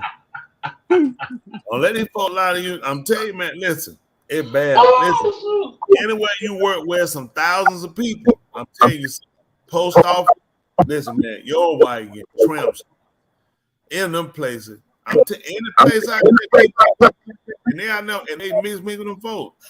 It's rough. I'm telling you now. It'd be a lot of stuff going there. Anybody work out there? Anybody work? They'll tell you I'm telling the truth. Listen, man, there's so many relationships go down through that thing. It'd be a mess, man. Them folks will change shift to make it. Then they'll go to a different shift after they broke up with somebody. When a woman, she done got herself skint up out there and 2 men of them know about on night shift, go to day shift. Or you screw up on day shift, you go to night shift. Oh, yeah, it's bad. I've seen it. A lot of them live to be older and they get them. They don't watch a lot of young come out there and have been ran through. They got to go, hug and catch it. I'm telling you, anything with any play with like 1,000 people, oh my goodness. Listen, man, please keep your wife, man. Get you a leash in the chain, man. Pull your. They ain't strong. Y'all, where have in college? Who ain't strong enough? What you been saying? Who ain't strong enough? I'm saying in college. What have in college? I'm saying period. Anywhere where thousands of people are, it's always going to be heavily sexually motivated. College, hospital, I'm telling you, in military, any place, listen, hospital. Because there's more women that work there, no guys work there. Slicker, they know where they at. Listen, you him, I see you every day. Night shift, you him. Let me tell you, and night shift women, you know what you tell them? Why your man got you? Why your man got you? You need to be at home. She can't hear that, but so many times. You know what she do? Everywhere. She listen to day. No, I'm talking about that's help. But listen, don't let them work. I'm telling you, that night shift. Man, the night shift anyway. I'm telling you, the guy. Listen, your man at home sleep, right? He supposed to be at home sleep. You up? All you keep telling her to say, listen, if you were mine, you won't be out here at nighttime. You'll be. That is, you won't be working. And a woman, you know what she be? First she gone, then she was saying, what? Soon he piss off. What I have now if I was on that nighttime? Let me show you. Now she getting banged on the job. They taking all days, night shift. She lying. She using her personal day. I'm telling you, man, that night shift, listen. You heard? Gonna be some sweet sound coming down on the night shift. You gotta be strong. On the night shift. You gotta be strong at working relationship at work, because it is so easy to have that at work husband, yes, and that at work wife, and it doesn't take sexual relationship. A little conversation. Oh, hey, I got you some Starbucks this morning. Oh yeah. Hey, you got it highlight. Yeah, just with the cream. Man, listen, and he ain't gotta say nothing for the rest of the day. But on her mind is, hey, he bought me that Starbucks. So tomorrow I'm gonna get him some salad. Listen, that's Starbucks and that. All right, y'all laughing at me. And then the husband answer brain something. Go get it yourself. You're like, I'm telling you, don't worry about it. I'm on the way to work. Why are you so happy to go to work? Listen, that's how I go. Then they go a little lunch, you know. Oh, we going out to eat. Well, you ain't going out to lunch. Then your boyfriend call, significant other call on the phone. You like, oh hey, say my name. Beyonce said it. I'm just saying. Stop playing with me. Stop playing. Listen, man, the criminal mind is a stupid mind. Yeah, we just had lunch. Who had lunch? Some of the coworkers. Which coworker? What's going on? Get up and see the at-work husband and at-work wife. They know how to stay silent on the other side of the phone. They just quiet. They ain't gonna mess it up because they got their thing on the side too. That work relationship. And listen, man. Tell you, man. That get in and out. That's true. That's true. Listen, how y'all doing? Oh, we done. Man, show your face, brother. Listen, I want to make a comment on this marrying yourself type of foolishness. I don't subscribe to that doggone foolishness. That movie set it off. Queen Latifah, she started that whole marrying yourself foolishness, and the women been buying into it left and right. Marrying yourself, that's an illusion. It ain't marrying yourself. That's just called masturbating. That's all it is. No new thing. That's all it is. Just say if you like masturbating, just say you like masturbating. Don't try to reinvent it. Oh, I'm marrying myself. I'm committed to myself. Like homosexual, they can't get by. People know when they're doing wrong. They just keep making up other forms and names. You're like, it was always gay, homosexual. They ain't want to be called homosexual, call them gay. Mm-hmm. Then they move from that. They want to be lesbian. Like, what's the difference? I'm a lesbian. All these, I'm a transsexual. They just keep making up names. You know what I'm saying? Then I'm a bisexual. So one I want to pay for it. They don't know what they want. Then they come up LG. I'm a queer. You know what I mean? I'm a trainee. It's like, I'm a others. Okay, I'm gonna be an other. I'm a pronoun. You're like, these straight people only call each other by their names. We don't even entertain it. If we had a march of like what they would call heterosexual for a man, for a woman for men. If we were marching down the street, why would we be marching each other down the street with dog collars on, with our booty cheeks out, and dragging like make you beg like a dog, with all kind of colors on and strings in our behinds and crawling on the ground? Why would we do that? No, listen. Functional human beings don't conduct themselves a certain way. There's a reason why man has laws. There has to be order. Otherwise, you have anarchy inside of these species, whether the animal species. No, there has to be a law of discipline. There are things you don't do. We don't do this. And there's no reason for us to be conversating about it to the magnitude of you come to the White House, you disgracefully showing yourself. If you're homosexual, if you're right, why are you trying to prove it to us? We know how everybody gets here. No one gets here through you. No one can be reproduced from your behavior with one another. Impossible. All of your candidates, all of your recruits come from us. These are people that have failed. You have failed the mission. You failed the assignment. So your way of getting out was to undercut yourself, undersell yourself. You trying to be a man, you undersold yourself. You couldn't function in the assignment you were given. You, sir, you man, are a failure. Why do we entertain this foolishness? Why would straight people walk down the street with dog collars on, dragging each other with strings not to prove that we straight? What? This is crazy. I'm telling you, it's dysfunctional. It's sick. It's sick. It's just sick. I don't know. I don't know how we got here. And Joe Biden a disgrace. I don't know why Joe Biden. You should be flying to another planet. Just for somebody be that stupid to bring them people that these folks, the one pulled out. This man pulled out some fake breasts, started playing with a topless at the White House. Can you believe this? What man could have went there and exposed himself on that lawn, and that would have been on all the news that he'd had federal charges? Yep. But all Joe Biden did was let happen on that front lawn is what's been going on in that White House under Barack Obama and a whole bunch of others. George Bush not exempt, and Bill Clinton. And the first George Bush. Then they come up later talking about George had a thing, if I'm correct, his father with little boys. Have y'all ever heard that before? Yeah, they brought it out after he died. I think they covered up while he was living. Man, that's disgusting. Disgusting. Why y'all mess with kids? Yeah. Kids. That's outrageous. See, this is what I don't get. There's no homosexual with ethics and morals. Why are you messing with kids? You people have shown yourself that you will disgrace yourself anywhere. You don't need to leave the kid because they know why they can't leave the kids alone. There is no way for them to procreate but to educate our kids. Control and handle our kids. That's a shame. Who I blame and not them, I blame the so-called heterosexual. What's wrong with you? You sick. That you think that these type of people are competent enough to make decisions for all of us? Right. Come on. If anything, we gave in them so much, they had to come to us and say, hey, protect me. I'm being beaten for being homosexual. Protect me. People discriminate me. I'm homosexual. Okay. Straight people had to agree on the laws. Okay. You want to be gay, we treat them fair. You can't just discriminate and fire them because they're homosexual. Homosexuals didn't make that law. That came from straight people. You took advantage of us.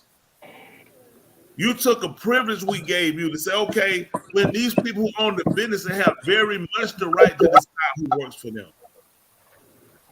Business is looking at character. They're looking at imagery, and that's not the imagery a business wants to display. That's not discrimination. I just choose not to.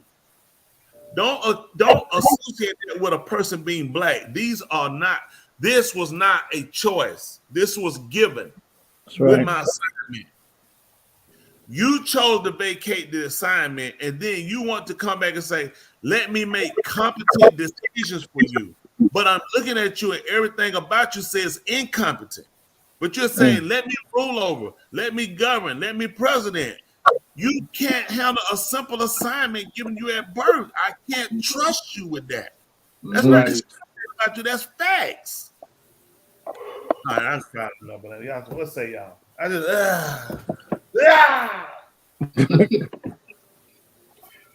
Confederate 48.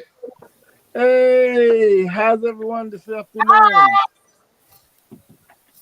I believe I'm losing. We make it. Good to see you. I'm losing it up there. No, you welcome. Always good to see you. You just pushing the envelope, which you know, we need that envelope to be pushed. I would like to start out with starting from my left, your guys' right, to Miss Tooley, to Ra'a, to Dr. Joe, to Charles Bostic, that's with 2 S's, the Wolf, to Dr. His absence, this is your neighbor. Great to see you. 48, saying, hit that like button, hit that share. That's right. Subscribe. That's right. That cash out. Don't forget also too to get your Barai products, make the right choice. Don't forget to take a look at that documentary, Unsung, Belling Her Too Many Shoes, and get your copy of Wound Management. But yeah, tonight's topic is very, very, very, very, very needful. There was something that you all were touching on earlier in terms of I think Charles Bostic was bringing out, about the attractiveness of individuals would make people, What that noise? That's you. What are you doing? You on the toilet? Cool. Somebody, what is all that noise? That's Hey, boss. Oh man. That's love dollar. Go ahead. Oh, also too, I want to give a shout out to Lady V and the Shireen team. That I had a chance. I was going back and listening to some of the classics. I was listening to that right before the show started, the broadcast started. Yeah, very uplifting. It just, how harmonic it was, just the great inspiration. But kind of touch on like what Charles Bostic was saying about being attractive, how people, they tend to gravitate to optical, the optics of people, how if, like you said, one eye bigger than the other, and people tend to like shun on that. And then Miss Tula had made a comment about people being attractive on the inside, and unfortunately, I guess I could say unfortunately, for when me and my wife began to date, and then we ultimately got married. She said one of the qualities that drew her to me, if I'm saying that right, it wasn't my looks. It was, I guess she said it was, my mannerism and the way that I guess I carried myself. But I do believe that appearance has a lot to do, with relationships, especially in the society that we're living in, and which brings me to this this comment. There's a thing called oh gosh, the comedian who's his wife died in Miami for trying to get she was going to get some type of plastic surgery done. Mommy makeup, yeah. Young Fly. DC Fly. Oh yeah, DC Young Fly. Yeah, I think that's his name, but he was a comedian. My point in case being is, smell. That's it. Right. His wife. She went and I never got a BBL, and I don't think that was his wife. I think that was just baby mama. Why?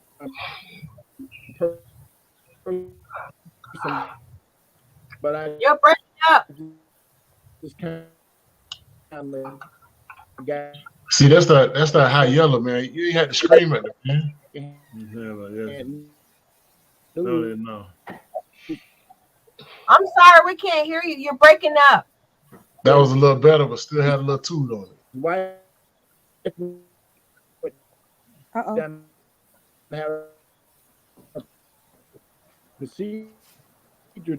We can't hear you speaking in tones. We can't hear you. It's a we can't hear you. It's breaking up bad. Yeah, it's a Now we hear you. We just hearing you. Just them words. Okay. Oh, he's okay. It'll be bad. Hey, see, you like a man that got caught cheating. You breaking up. Y'all so mean. Y'all done got the man. I think what he was alluding to though is the DC Young Fly situation, and his baby mama. She went and had plastic surgery, went to go get a BBL, ended up dying. They said more women die from those belly and yeah, Kanye West mama died and all that, and it just go back to something y'all said. Not just that. Yeah. What you said? Let's keep the facts the facts. Kanye West mama was advised not to have the surgery. Right. She was advised. DC Young Fly mama know the risk of the surgery too. Okay, now let me get to that point. The man was not licensed to do that. Goodness. So let's keep the facts the facts. So that's right. She knew the man wasn't licensed. He was not licensed. It's a lot of stuff coming out. Let me ask you something. In regards to that. Do you know or not? I don't know if you know or not. Did she have? Did she know that? It's crazy. So what the news article that I saw reported is that they said the man was notorious. He had a lot of people that had posted claims about him, saying that he was faulty services and all this other stuff. He didn't do good. So he had a lot of negative reviews on this. If you research, and that's what the news article was saying. People lose people too, so. Well, people are going to see him. Yeah, that's don't keep on saying for dying. That's sick, man. I mean, it's bad. But where we at today, where really you have to work so hard to compete. If you want to compete, some people don't. Really, a lot of people not just competing. Women feel like she competing against other women. To hold down a man of a certain caliber, someone look at, I'm competing. So it's our women that look at, I keep my competition. I make my competition come up. So you do what you do, then you go in and get your surgery, help you do it. It's bad because she seemed to be a pretty young lady from what I see. And she turned to, she need to continue to keep doing these to get to perfection. And after a while, you get past where you need to be. Everybody got certain little flaws about ourselves. We say, I hate that peeking on straight and all the way out. But I mean, that's part of me, who I am. I work past adversity. I mean, we do. I'm just saying, people, you can't change everything about your own life. People say, yes, people get money. They do. They'll change every little hair piece. And you'll get to a point it becomes psychotic because you don't learn. There's things about us we're given that needs to be correct. Okay, it's not a thing of. I mean, even if it's something you want to just do for self. But when you get it where it's just a constant cutting and pulling and toting and tugging, and you keep thinking that's your preservation, it's not. You know, in life like me, I look at men, gray hair, low, falling out, gone, resold, everything. But I mean, some things just come with life and time. There's some things we can't change and we have to just succumb to because that's life. We all come through transition in and you transition. You came from nowhere into somewhere. And you will go out of here back to somewhere that does not, connect with this. So you learning as you living, you learning, and you constantly learning how to transition and make changes and say when enough is enough in life of things, of doing things, or saying things, or living certain types of way. Because you just look at, I've had that opportunity. I came into knowledge, got knowledge, and I've done these things. I felt what it got me. Now it's got me a different type of knowledge. Now to look at where I'm at and looking at where I need to transition myself to. Because eventually I got to transition out. A lot of people don't get a chance to really sit down and appreciate that and, just acknowledge that. We got a call in. Yes, what's the show? Hey, guys. So, hey, Nelly. So my comment is on when Tuli opened up and she was talking about women marrying themselves. And this is my comment, if y'all can bear with me for a second. Based on her definition, as she said, I'm not talking about people having sex and doing with themselves with some crazy stuff like that. But I genuinely believe that when it comes to being a wife and a mom, that is a job that I think people sometimes jump in all willy-nilly. That is not a job. I was taught by my Ra'ah how to be a good, successful mother and wife. He taught me that role. And I think so many of our women, our young ladies, they don't know that. And in this role, it is a very unselfish, if you do it correctly, a very unselfish job. So from my goal and my responsibilities are to make sure my husband has what he needs, make sure my kids have what I need. I am last, if ever at all. And I think from just what Tuli explained, the definition, so a woman that doesn't fully understand why that's important to act that way and why it is important to have a role, I can see a woman saying, looking at all that, like, no, I want to take care of myself. When I get up in the morning, I want to worry about fixing me breakfast, worry about going shopping for me, worry about doing all that stuff for me. So that basis, I can see somebody saying, I want to marry myself because I don't have no one to answer to. I can just kind of do that because women are human beings too. So it feels good sometimes to think about yourself, to be self-successful, to be like important and come first. And I'm not saying that's the right way. I'm not saying people should go out and have sex with themselves or like marry themselves in that aspect. But I think the problem today is we need more Ra'ah Tony Smiths. We need more people to tell, like, hey, this is how you're supposed to act. This is how you're supposed to see yourself and how you are supposed to act in your role as a wife or when you get married. And I feel like just having that information will help people operate better. But if not, I can see a woman looking at that and saying, nah, that's too much. I'm not, like, to fully submit and do that takes a certain mindset.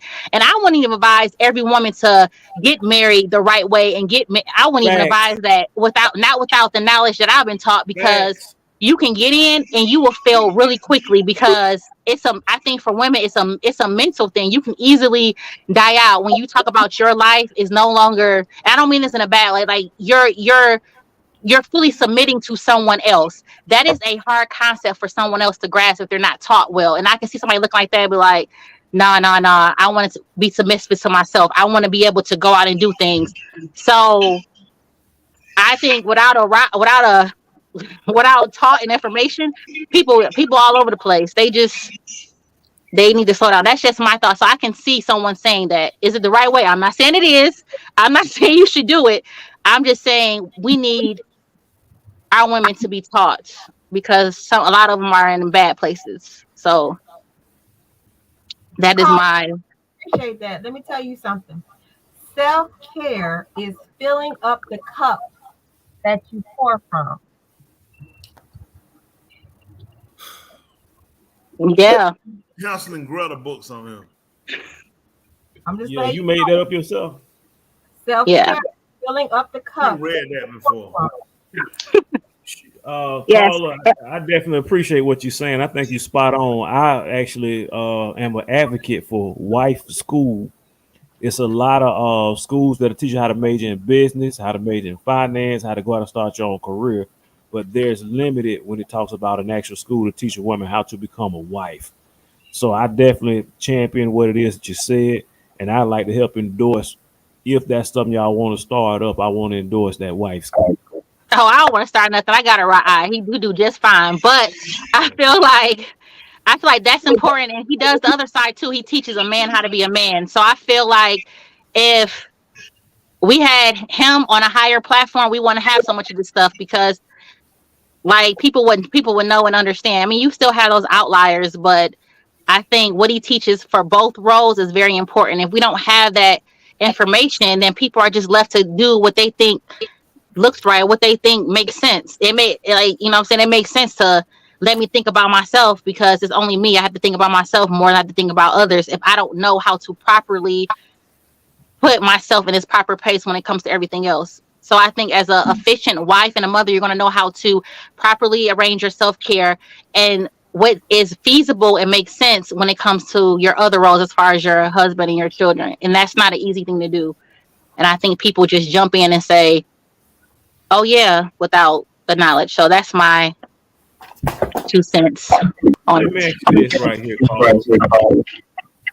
In the dating world, there's all different types of women come from all different types of background, and most of them will always say, hey, yeah, I want to be a wife.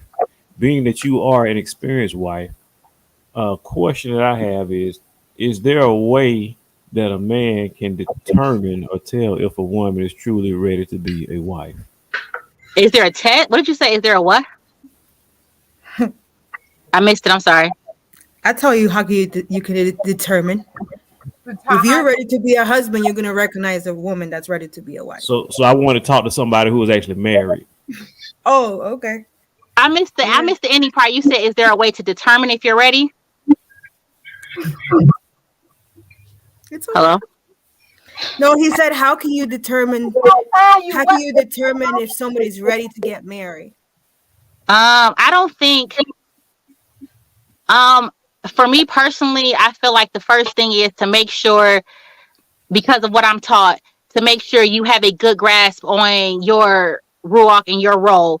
Just like as far as want to be safe for me, because I feel like you can jump in, but if you don't have a higher goal in mind, then you can easily fall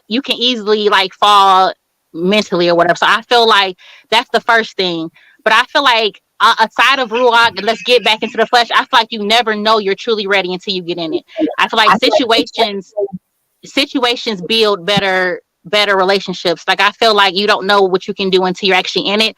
But I feel like having a good foundation and taking in that information and knowing that you have your ruach spirit first, your roles first, know that you put that first, and that's a good start. But I don't think anyone can fully know until they get in. Personally, I appreciate that advice. Thank you, there, caller. Appreciate it.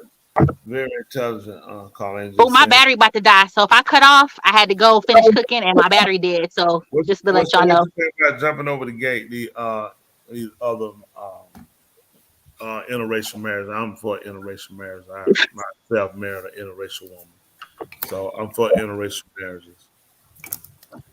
So what's your take on that before you go? I feel like you should marry who you like.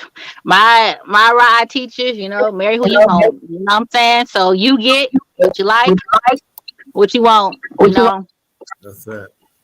They all black when the lights go off. Oh. How you know? It's just you. Are you married to yourself? I think no, I don't go along with that. So I don't go along with all that married to yourself. Two people on this show, we're gonna get married. What two people that's gonna be joining? And yeah, I was talking to your boo earlier before I came on the show. I told your boo it's time y'all to go ahead and jump the broom. You ready to jump the broom? If you say so. Say she ready to jump the broom now.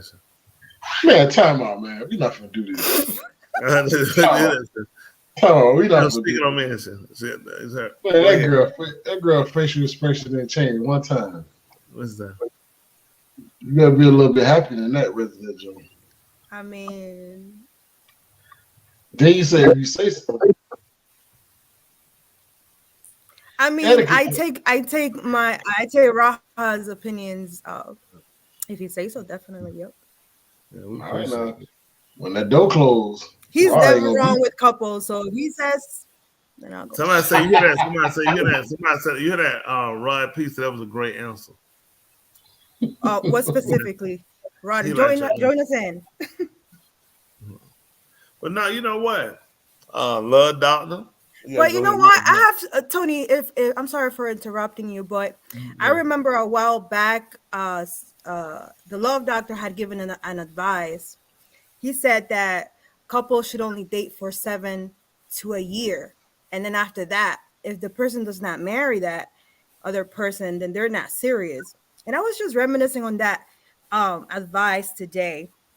How true is that advice? Should we take that advice? Is he taking that advice? Like, I have so many questions regarding that advice per se. What do you think about that? All right, hold on. Before you ask that, can we dissect what she's asking first? Mm-hmm. Go ahead. Okay. Go ahead. The first question is, are you asking, is the advice true? Yeah. Okay. All right. So a statement that was made: if people date for 7 months to a year, they're not married, then the person not serious. Yes. This is me. I think that that's I think I could agree with that. Probably not 100% of the time, because it's always that stipulation of some other reason. But I would say pretty much yes. I think if you don't know a person in 7 months to a year, then you don't know them anyway. I don't know really what's going to change. But that's me now. Let me say this. When Tula and I were dating, we weren't in religion together like that. Then I came out the streets. I married him. I went on here and I married her. And because I'm looking at, I know what I want to do. This is what I want to do. I want to live right. I want to be married. I want to raise a family. I want to be a different type of father than what I've seen. And I want to generate something different from my kids. And, you know, I wanted to be that person that my kids can look to, because I knew what I wanted to see. So I felt like I could, I could create that for them. I was going to do it, because I was like, I started at rock bottom. Until I started rock bottom, I had to, and whoo, I tell you, yes. But so I mean, yeah, you know what you want to do. That's why a lot of things and it's always different, why. But I just don't feel like it takes that long if you're serious, and that's what you know what you want to do. You sign, you tell a person. I told Tula where I was, what I was doing, what I was gonna do. Did I not tell you that, Tula? Mm-hmm. I told her, stick with me. I told her I was gonna make something out of myself. I said I feel like I'm gonna be a preacher. And that's what I told you. Yes, Tony. Thank you. Speak up. Everything. Yeah, speak up. The first answer was very low. Yeah. Turn that high yell up. Was she trying to act humble, or she was getting too snowy? Nah, she was just like, Yeah, listen, I heard that. That's the stuff right there. See that little song in that prison? Man, listen, man. That's that white woman. Yeah, all right. I want to take it. I'm gonna start looking out for us. You said I should have went on more toward darker chocolate. No, I ain't saying that. I'm just saying you got to cut your. Yeah, I know. I'm gonna dark up. I'm gonna let her stay in that oven, put on 350. Let her bake for about an hour and a half. See what she look like. Ease out and see if she starts burning. Well, I see he's back. Confederate. He's back. Yeah. I'm officially nicknamed myself the man of technical difficulties.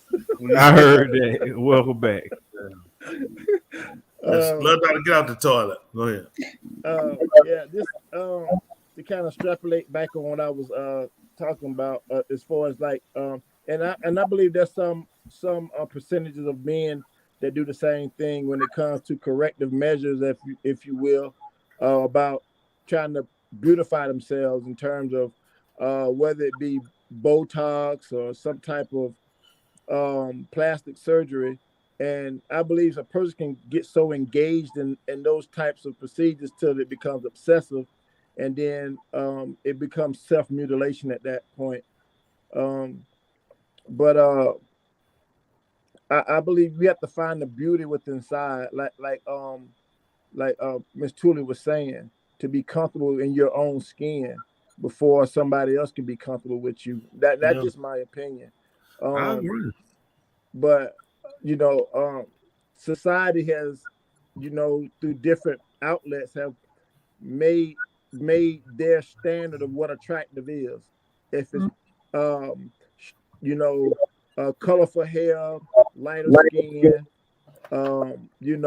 slim waistline, and all of these other superficial qualities, but then there's not a mind to match those outer, what you would call appealing attributes.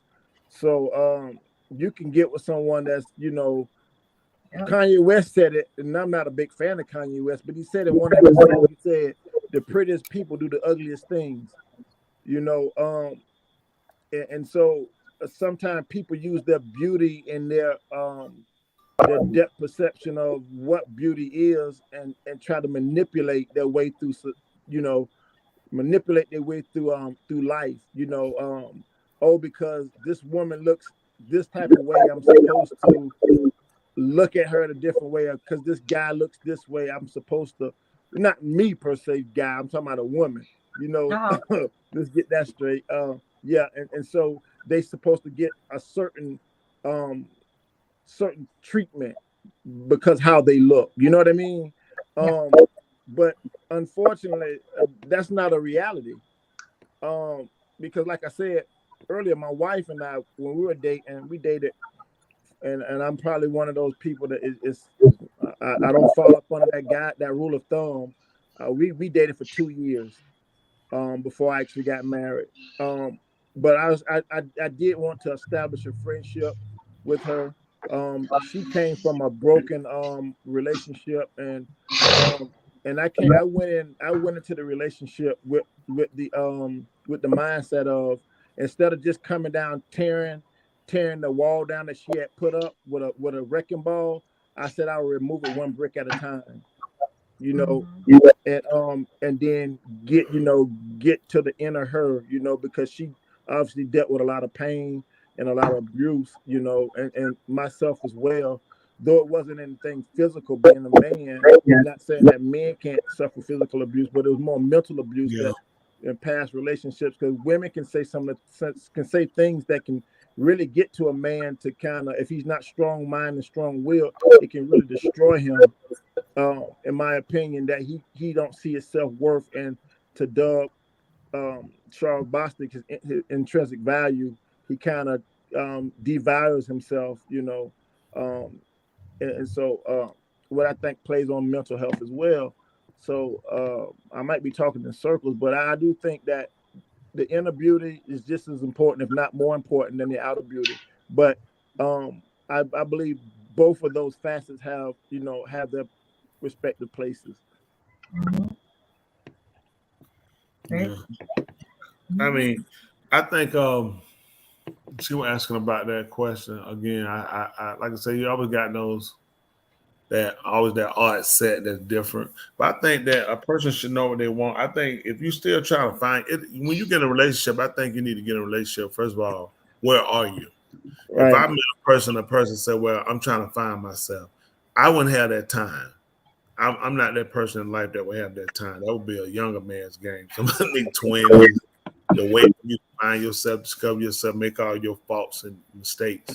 So you really have to prepare yourself and start looking at age group, sensibility, comfort, the whole nine, what you're willing to give up to get to have a person that thinks like this, but a person that thinks this type of way has had how much life experience.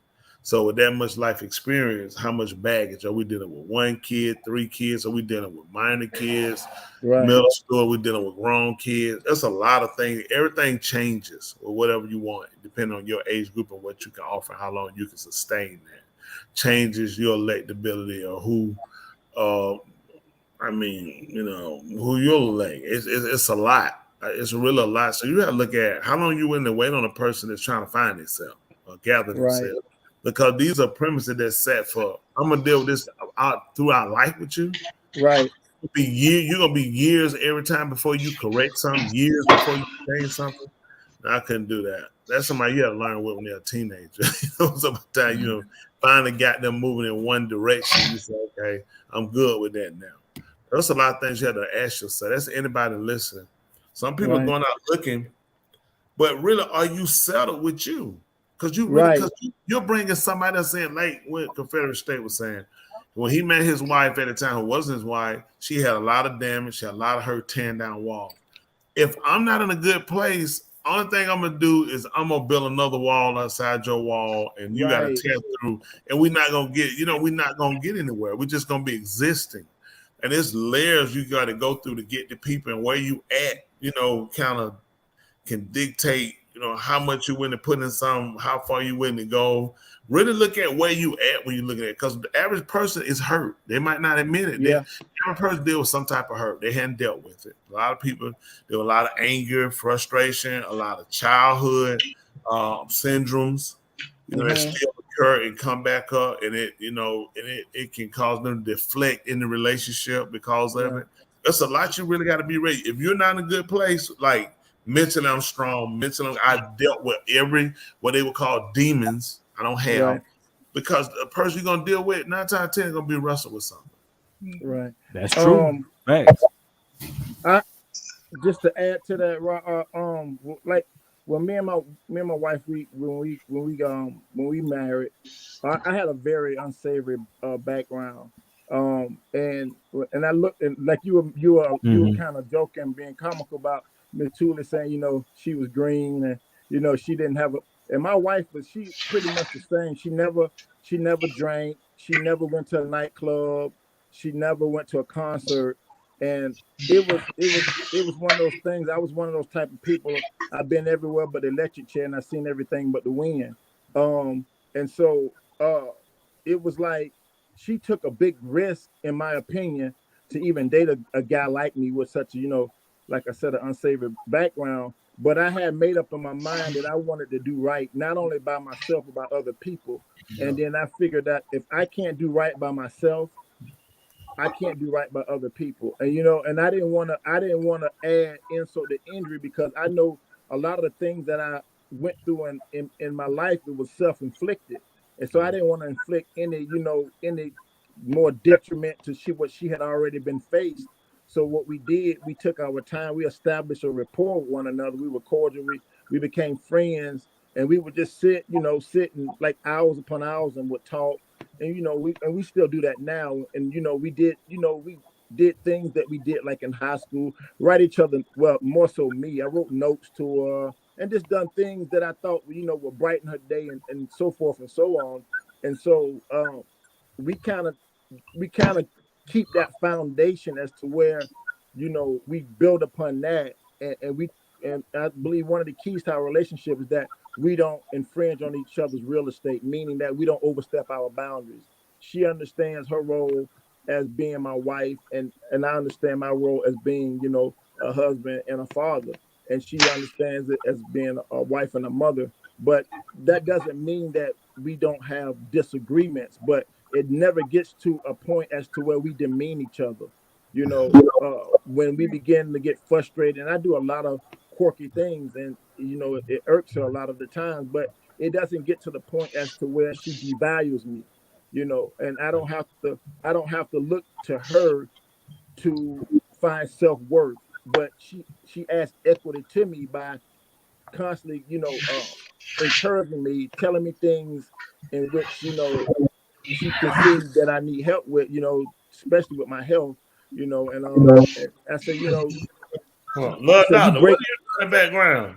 Sir? Like Love Doctor, you scraping the bottom of your toilet out with a spoon? What is all that scraping noise? You drug fiend? What is wrong with you? Well, I apologize. Oh my goodness! But Yeah, that can't be me. My microphone's on me. Sure. Who made that scrubbing on? That was you, man. Hey, Sean Boston. Yes, sir. I want to take your mind back to something you had imparted on me. I contemplate this a lot, and I was telling my wife this. We were sitting out having supper that when you guys came down, and I said it was an endeavor that I was wanting to embark upon, and this is what you said to me. You said, Confetti, you can't fail at something that you've never tried. I don't know if I'm quoting you wrong, or that's what I heard and I didn't, because I've been really like being very methodical and trying to like break that down, comprehending it to actually to apply it. You know what I mean? Mm-hmm. And so if you could kind of explain that to me, because there's something that I'm trying to achieve in life, and it has to do with mental health. So, I mean, if I've asked it the right way. Yeah, I think when I said that, because a lot of people are doing exactly what you're doing. Right. You're making the failure in your head before you even do the action. Okay, I got you. Now I see what you're saying. Okay. So what happens is you can't fail nothing you never tried, but in your mind you have already been defeated and you never take the step to do it. Okay. And I think that's where a lot of people mess up at, because they say, I want to do this, I want to do this, I want to do that. And they never make the step because they're already putting things in their mind on what will be a failure or become a failure, Right. And I'm gonna say this on this relationship thing. Yes. I may be out, but I want y'all to just kind of follow me through. No one chooses their spouse. No one chooses their spouse. All right. I'll put it like this. You will be put in situations to where you will meet people, right, that people will attract. And I think is that both people have to be prepared in their particular roles. Because I just look at several examples, and I would just follow me for a second. Okay. A lot of people out there, in society, a lot of people out there in society, they meet people all the time, but I think that some of the main issue is that the person is not prepared. What do I mean by prepared? Am I prepared for a wife? Right? Okay. Do I have somewhere to take a spouse? Am I financially prepared? Am I mentally prepared? Right? And sometimes you may meet the right person, but guess what? You're not prepared. On the other side, the woman, are you prepared? Have you got rid of all your ties of emotion to the other person that you quote unquote trying to find? You know what I'm saying? Or doing this.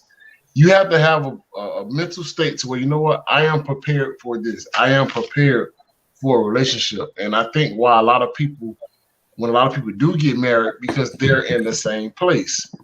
So when I say no one will choose, I think the Most High will put us in situations where we're around people to be able to make that merge. Because think about it. I mean, I don't consider it a church, but a lot of people, they get together, they found their spouse at a church, at a synagogue. Mm-hmm. Why? There are two people that's trying to prepare themselves for something that makes their mind equally yoked to do towards a certain goal.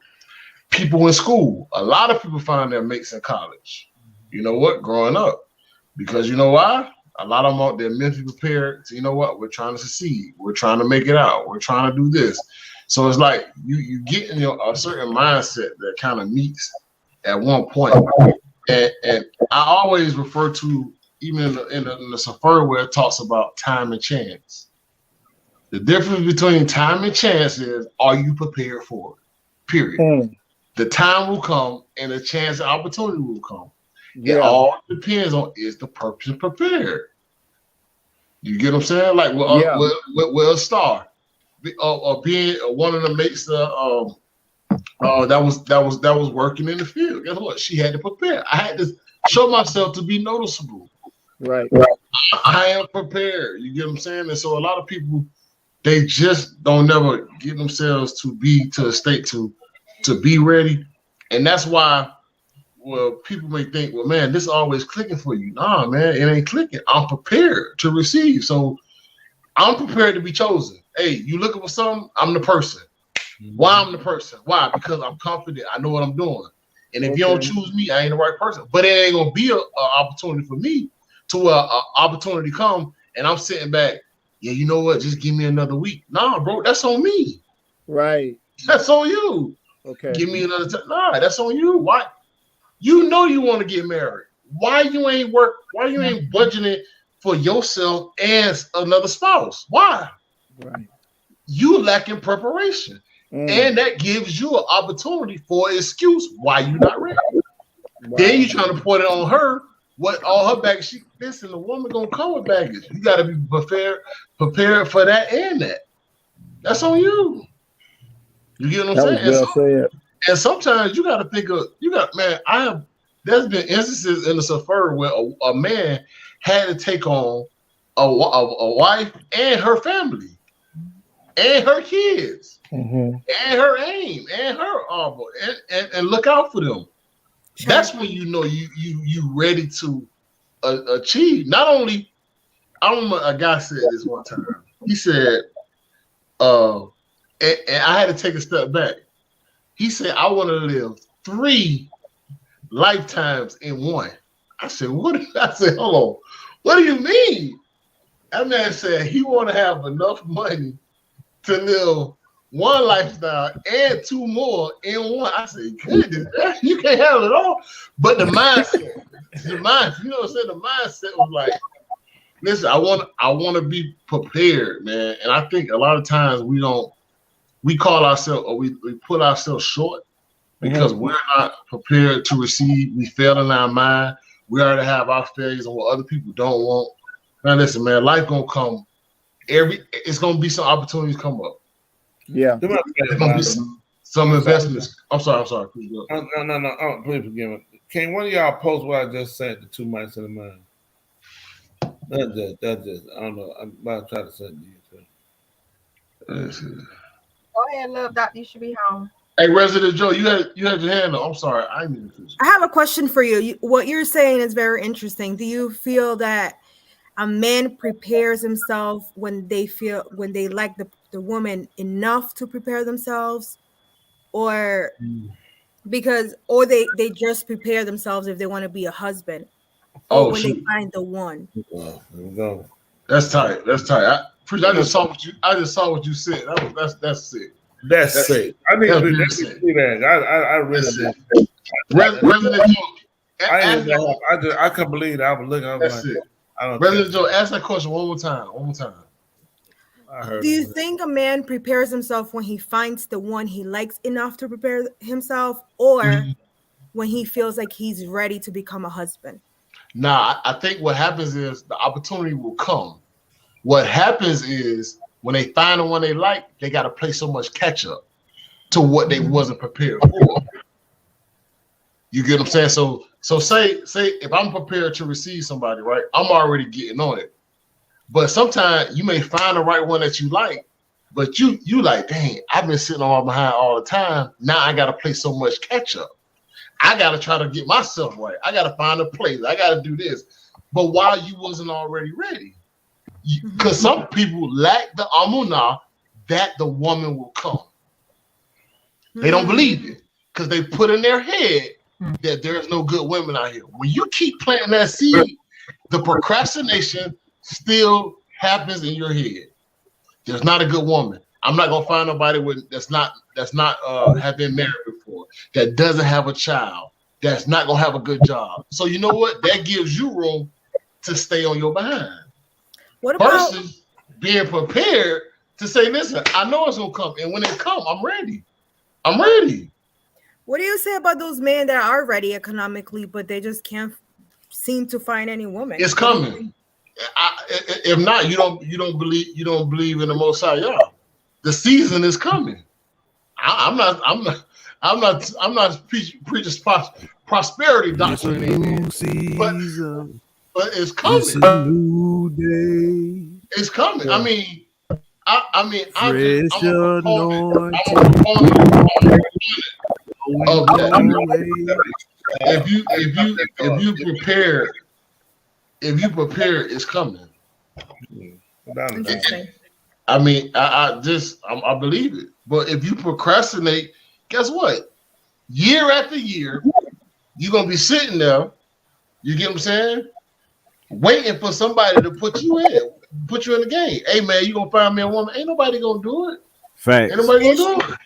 And kind of will, and it will be kind. You would say that it will be the same thing for a woman to prepare and become a woman to be ready to be married, even before you find a husband.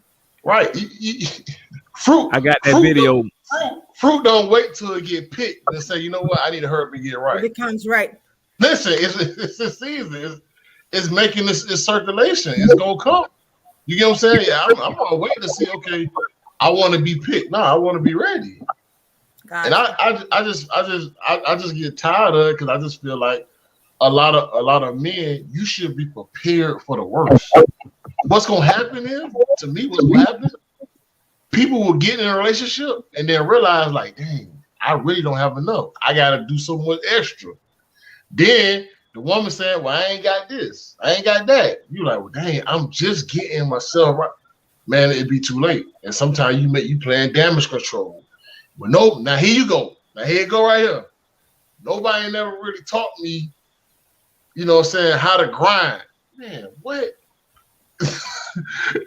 What? You gotta, I mean, it's hard. And I think for everything that I lack, I mean, I just ask for the strength. I look at men around me. Like I look at Raw, anybody around you that you can gain strength from, right? To learn something from, you got to do it. Samples. But what happens is these dumb men, their pride is so in the way. They feel they know it all and they can do it all. And that's why you stay in the same situation that you're in. You get what I'm saying? You got to gain strength for others because you ain't been here before. Who been here before? Who been here on this earth before? Who been here before? You haven't been here before. So what situation that you're going to be, oh, you're going to know how to move. You're going to know how to do this. It ain't going to happen. You got to learn and say, you know what? Okay, boom, I ain't going to do that. I'm going to do this. I ain't going to do that. I ain't going to do that. Man, listen, man, two things preacher. He always harped about on Glenwood. It talked about, one thing was if a man don't provide for his own house, he works in the infidel. He always hopped on that. Then the main thing that got me was if a man, when it talks about a man prayers being hindered. You get what I'm saying? So what I'm doing can hinder my palau, my communication. You get what I'm saying? If that's gonna hinder my communication, what? That's a step that needs to happen. Right. And so I sit back, it's interesting, but I feel that, and then you ask a man or woman got to ask themselves the question: are you really prepared? What do you mean by that? Let's go down the steps. Are you ready? Because you can feel you have it all as a wife, as a Ishaq, as a husband. You can feel you had it all. Everybody got a plan until they get punched in the mouth. Yeah. You get what I'm saying? When I got married, I was doing good. I had a job, but guess what? As soon as I had my third child, I got fired. I got fired. Now everything that I thought I was building up is gone. Now what's in me? What I gotta do? Am I finna cry? Nah, bro. You gotta readjust. And you can't show your Shaw that you faint and you weary. Right. That's a lot for a man to reset in the situation and I'm strong and still keep pushing. That's tough.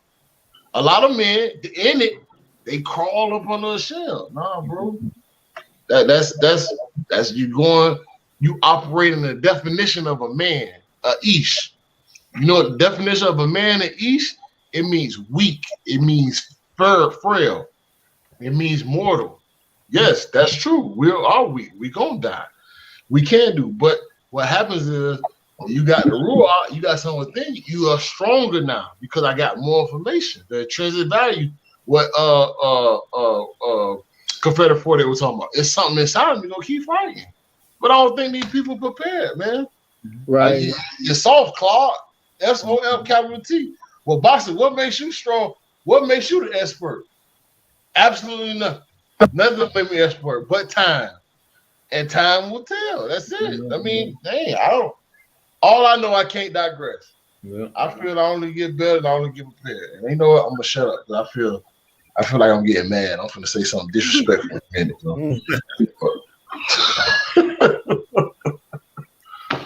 Wow. Yeah, men have to be shown.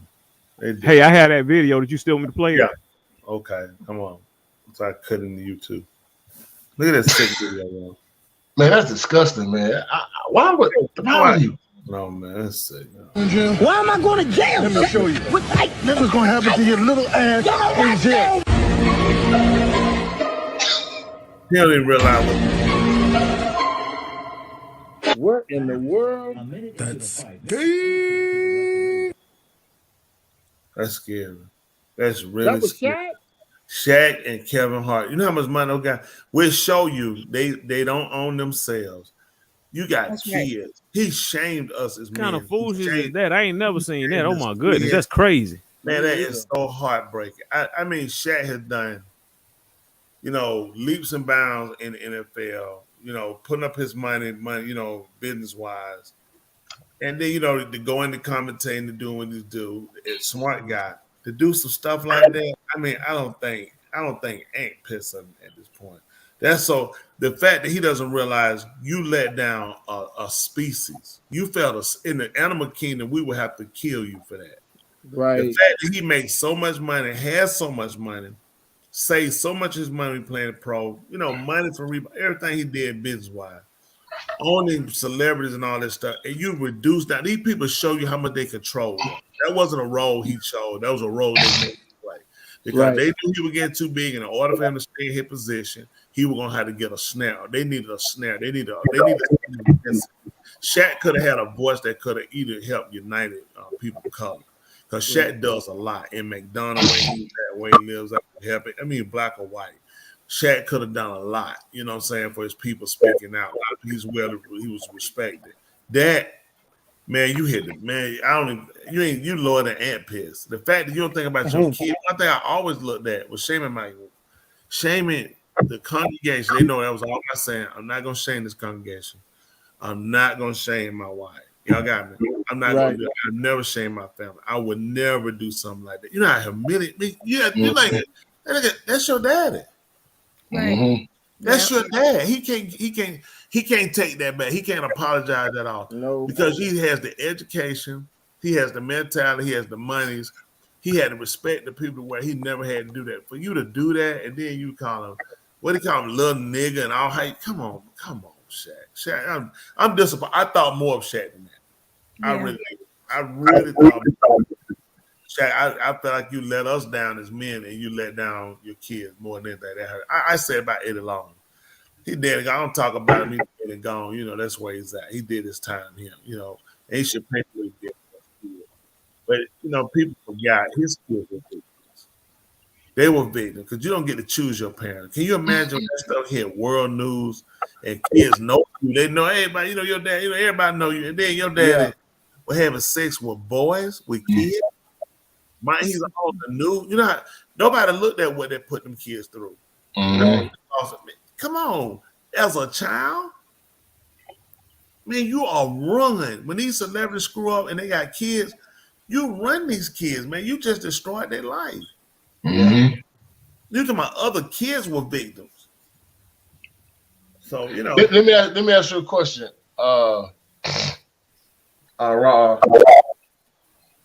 Not at all justifying what Shaq did to anybody. But at what point do you realize, how can I put it? As a man, that what you do in life, it can forever be looked at. And sometimes it's a point where some people want to forgive you for what you do. You get what I'm saying? So is a certain point in time as a man, okay, now I gotta realize anything I do I'm accountable for, or is it an opportunity for repentance to say, you know what, I changed and I won't do it no more? Let me say this. For me, and the only reason why I say that, because I hold Shaq to a higher standard than I do some average athlete. It could have been it could have been any regular athlete. I wouldn't have probably held that as much. I said he's just an idiot. The fact that Shaq is well educated, you know what I'm saying? He's a great entrepreneur. Nobody can take that away from Shaq. You know what I'm saying? Shaq has dominated the game that his name will go down in history as. You know, you will mention basketball, and he knows, and he was a proponent for taking his shoes, and he sacrificed that money with Reeboks because he said my people cannot afford them. So that tells you how conscious he was at an early age to be Shaq that's gone through the pros, watch how guys would talk on you, lie on you, tell your business like Kobe did on Shaq. The other thing he dealt with, you know how the system works. You still a part of the system. Right. If in that role is to say, let me pull you to the side. What made you ask me about doing a role like that? Because I want to know what's in your head. Because I would be, you guys can have this ESPN, whatever you got, before I would humiliate myself in front of my people and my kids for some dollars. But that shows you all of these guys are bought and paid for. Listen, I'm shadow banned. People who watch me, I was on YouTube. You know, I was YouTube. You went to YouTube, you knew me, you seen me. They moved me out of the way because these guys are afraid of me. I ain't sell my integrity. I'm not off because I sold my integrity. There are no dirty videos floating around because you know they'll be up there, they'll be number one, and those will be shadow banned. They will block you when you know. Shaq should have put. I could have sold out years ago. I'm not like they called me. They called me. So I'm like, you know, they want to play the game. I know these guys get called because I got them. And these guys will give you what you want if you'll endorse it. I didn't do that because my integrity. These people would have been exposed me. When you hear any people come on, oh, I'm exposed to, why are you wasting your time? Your government will be the first person. They won't get these people that something. That's right. I'm not the one. These kids, these girls, I'm not messing with them. I'm not interested. I'm really serious about people in general getting it right. Especially, I do have a favor toward people that look like me because I know there have been a lot of injustices, and it hadn't just been through the court system. It's been through even religion. So we had a fair chance to really look and have an opportunity to really, to express our religion or assess it or to know it, to be educated about it. So I want to give people as much as I know that endow them to get motivated to go even further. So when it comes to relationships, we've been beat on every end. We don't know.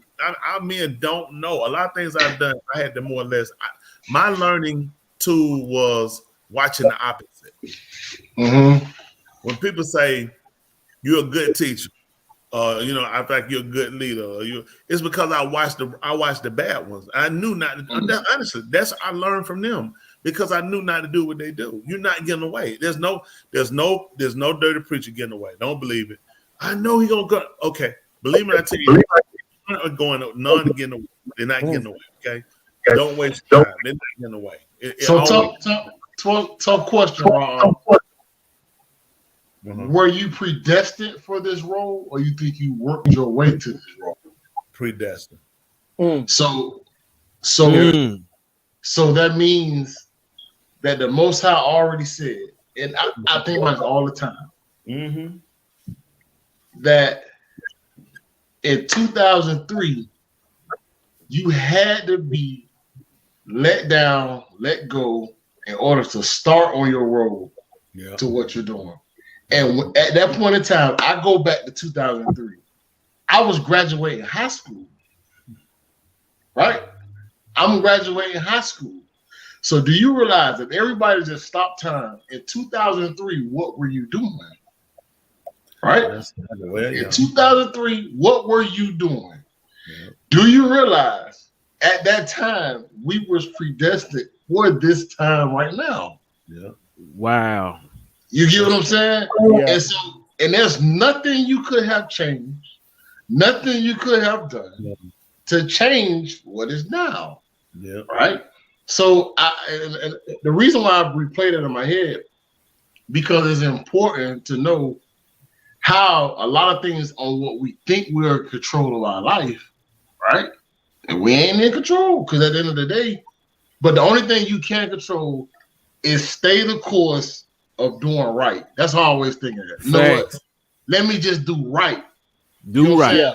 Well, if I'm already predestined for this, I might well go this. See, now you just turn, and you predestined for wrongdoing. But I just always think about it. I said, you know what, man? 2003, he was starring. I said, goodness. I was graduating high school. You get what I'm saying? And 2006. I was gonna follow up with what you're saying, Charles. At what point, since we are predestined, at what point is it that we have to take action in order for what we're predestined not to get lost, or does it get lost? Or you know what I believe? This is what I believe. I believe we're already predestined, right? But there's going to become a point in your life where you realize the reason you're doing right and what's making you do right. That's when you take control, right? That's when you take control. And that's what I mean by that, is that when the word comes, you be like, dang, that's what it is. Now I got more purpose to keep going with that. And once you realize it, now you're in control. You know what it is, and you have to be accountable for what's wrong and what's not. So, I believe, yes, once I get control, and then to me, once I realize the playbook and it's given in front of me, it's easy. Yeah, it's easy. I realized the rules. I said, "Oh, this all I got to do, this and this and this." Maintain inside the run. That's it. I'm cool. All right, cool. All right, I stay focused. I ain't got to cheat. No lie, no shit. These are the rules. That's why when I play Monopoly, I say, "What's the rules?" You got the rules on paper, Resident Joe. And then you got the nigga rules. That's fine. Tell me the nigga rules. What we gonna do? We playing immunity, we playing this. Once we got the rules, the only problem we always have when they want to change the nigga rules. Hold on now. When the game started, this what we said. No, but then you know what they want to do? On paper, hold on now. Pick one. We have to learn how to follow instructions. For me, it's like, just give me instructions. That's it. But I just hate when people play, they play a dumb game and they say, well, dang, I didn't know. I did. But yeah, I always wanted to ask Preacher that I kind of already knew, but a lot of people, they don't realize, man, it's like the book say, man, before you were born, man, I already knew you in your womb. Goodness. That's tight, ain't it? So Preacher was gonna marry Smitty. That girl ain't know she was gonna be high yellow. She ain't know she gonna be sitting in the house. You know what, Julie? And I swear and I drag was given to her like, this the attitude you need to have. You need to have this kind of tool, you know what I'm saying? But I'm gonna get you somebody to control that tool. You have a point though, because no matter how much debt she had, she was gonna marry Preacher. I know. Let me tell you what. That's why we ain't getting no numbers. I was predestinated. That was gonna throw Destiny out. That's what happened. What he said has a lot of bearings, and it's true. And it's some people should know, because a lot of times what people take is when you say, "Well, it's predestined. You know what I'm gonna do." Then why make a choice? Just do anything. And I know that's not what you were saying. People look for a lazy way out or an excuse not to do.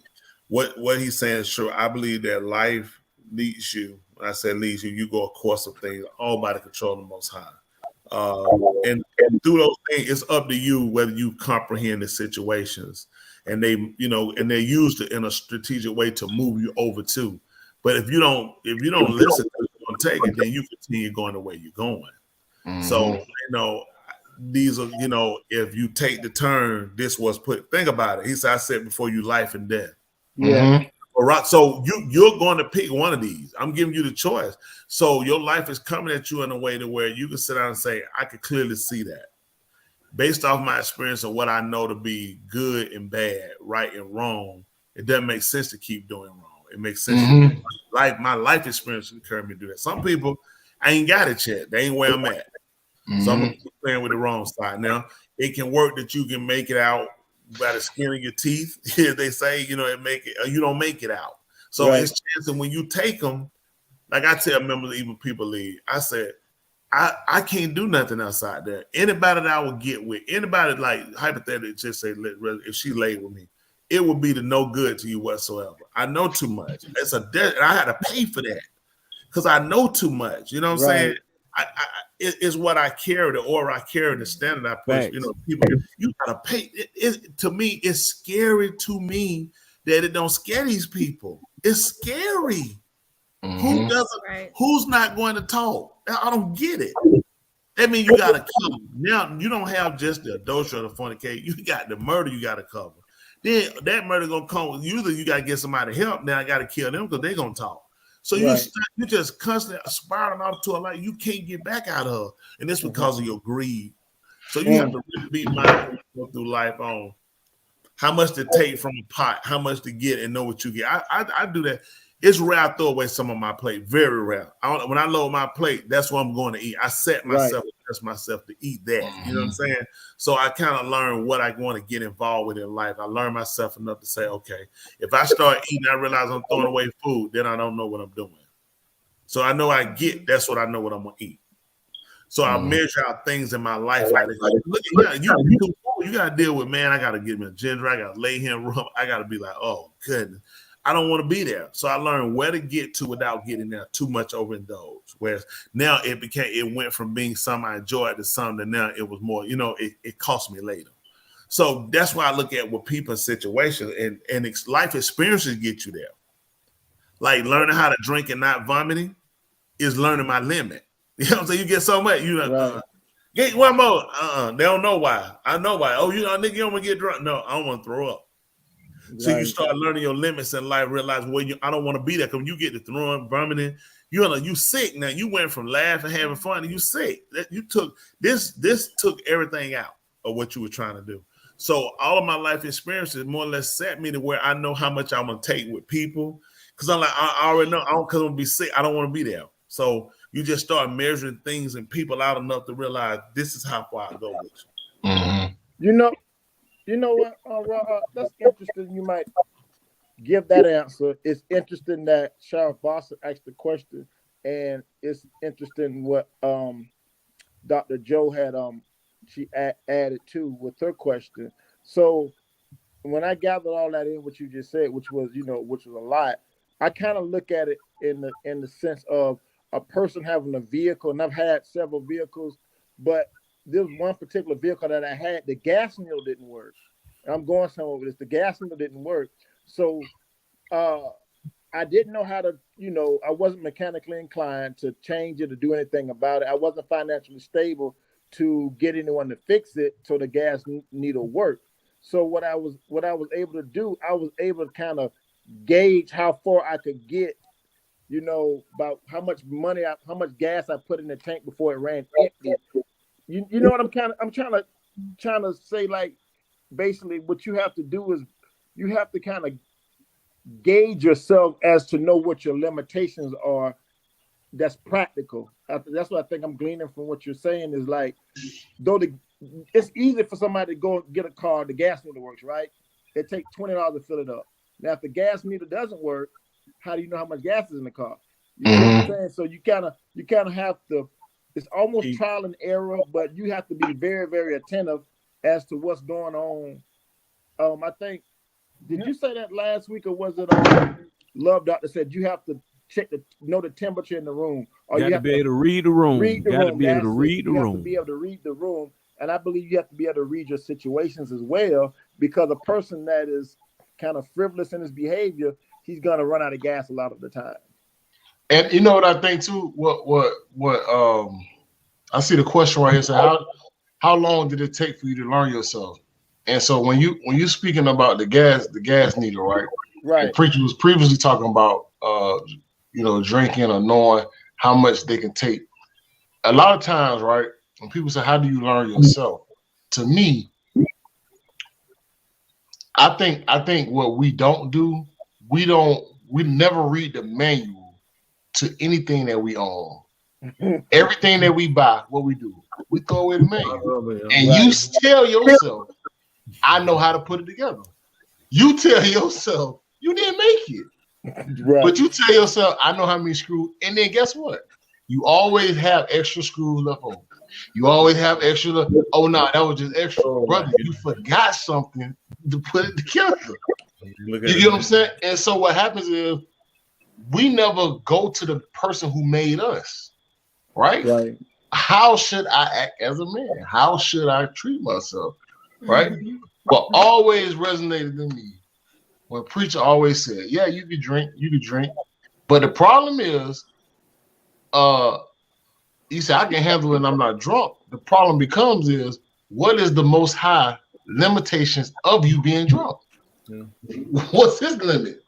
His limit would be like, as soon as you drink, to me, you're drunk. So now if that violates that, you know what? I can't even test it.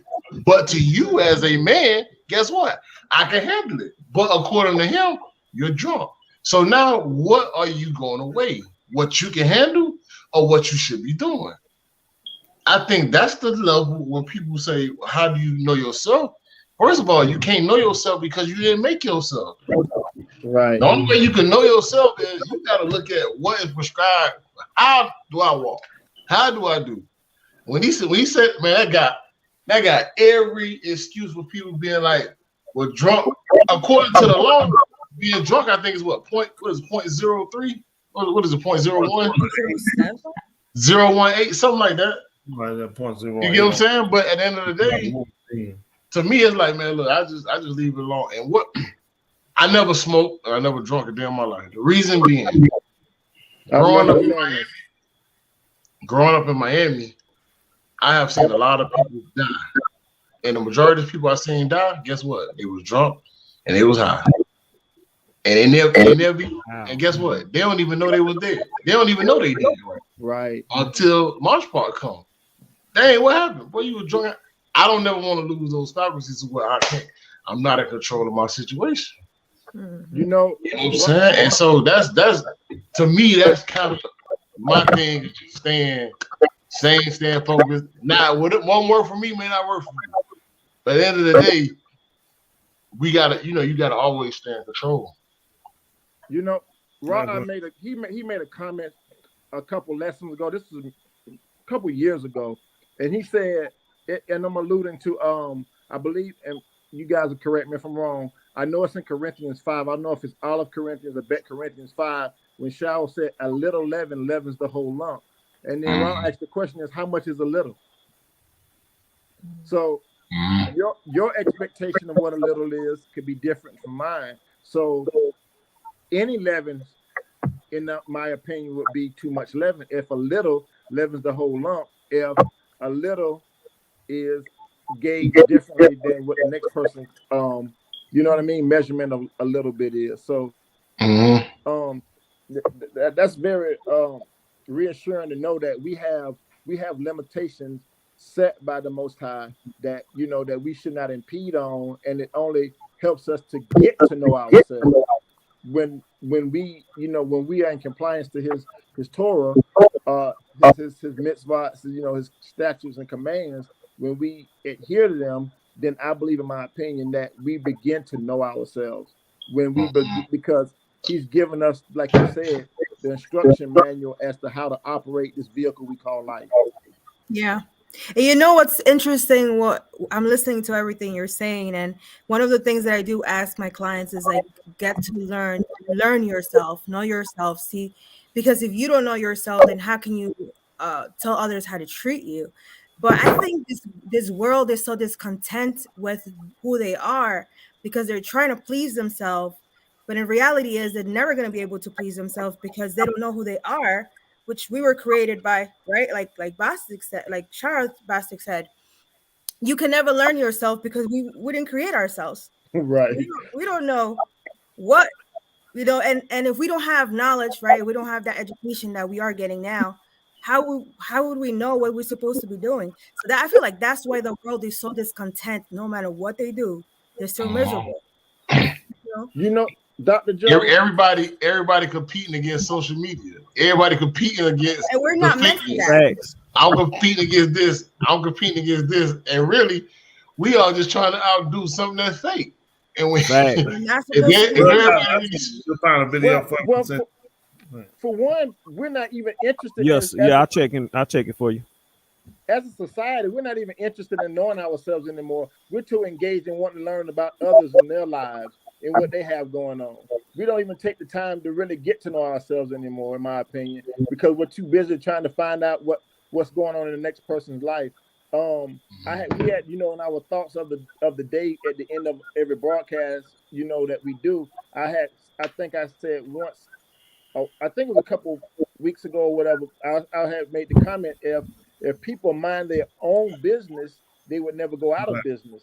But the problem is we're too busy trying to find out what the man across the street doing, the lady around the corner doing. We forget to tend to our own affairs, and I believe that's when we really get so disconnected from who we are and our personalities. We like, what have I become? You know, you become what you ultimately engage yourself in and engulf yourself in. It's the lives of other people. That's bad. That's right. They got something where they show another time showing Shaquille O'Neal dressed up like a woman. Not surprised. When he was kissing the rock in the mouth on Central Intelligence. I don't know what's wrong with the world. Listen, it's just certain positions we can't have certain stuff we can't do. This is a video he was gonna show for us right quick. Police. This is a police chase. Let's see if that guy get chased down.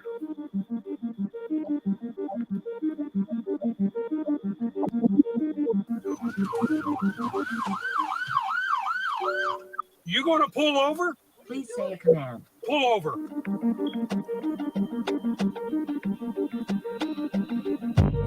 What?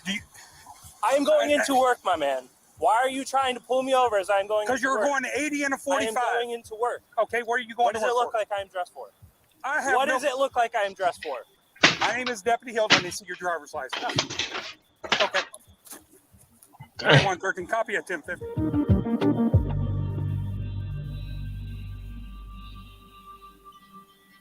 I got a city Orlando PD taking off from a traffic stop.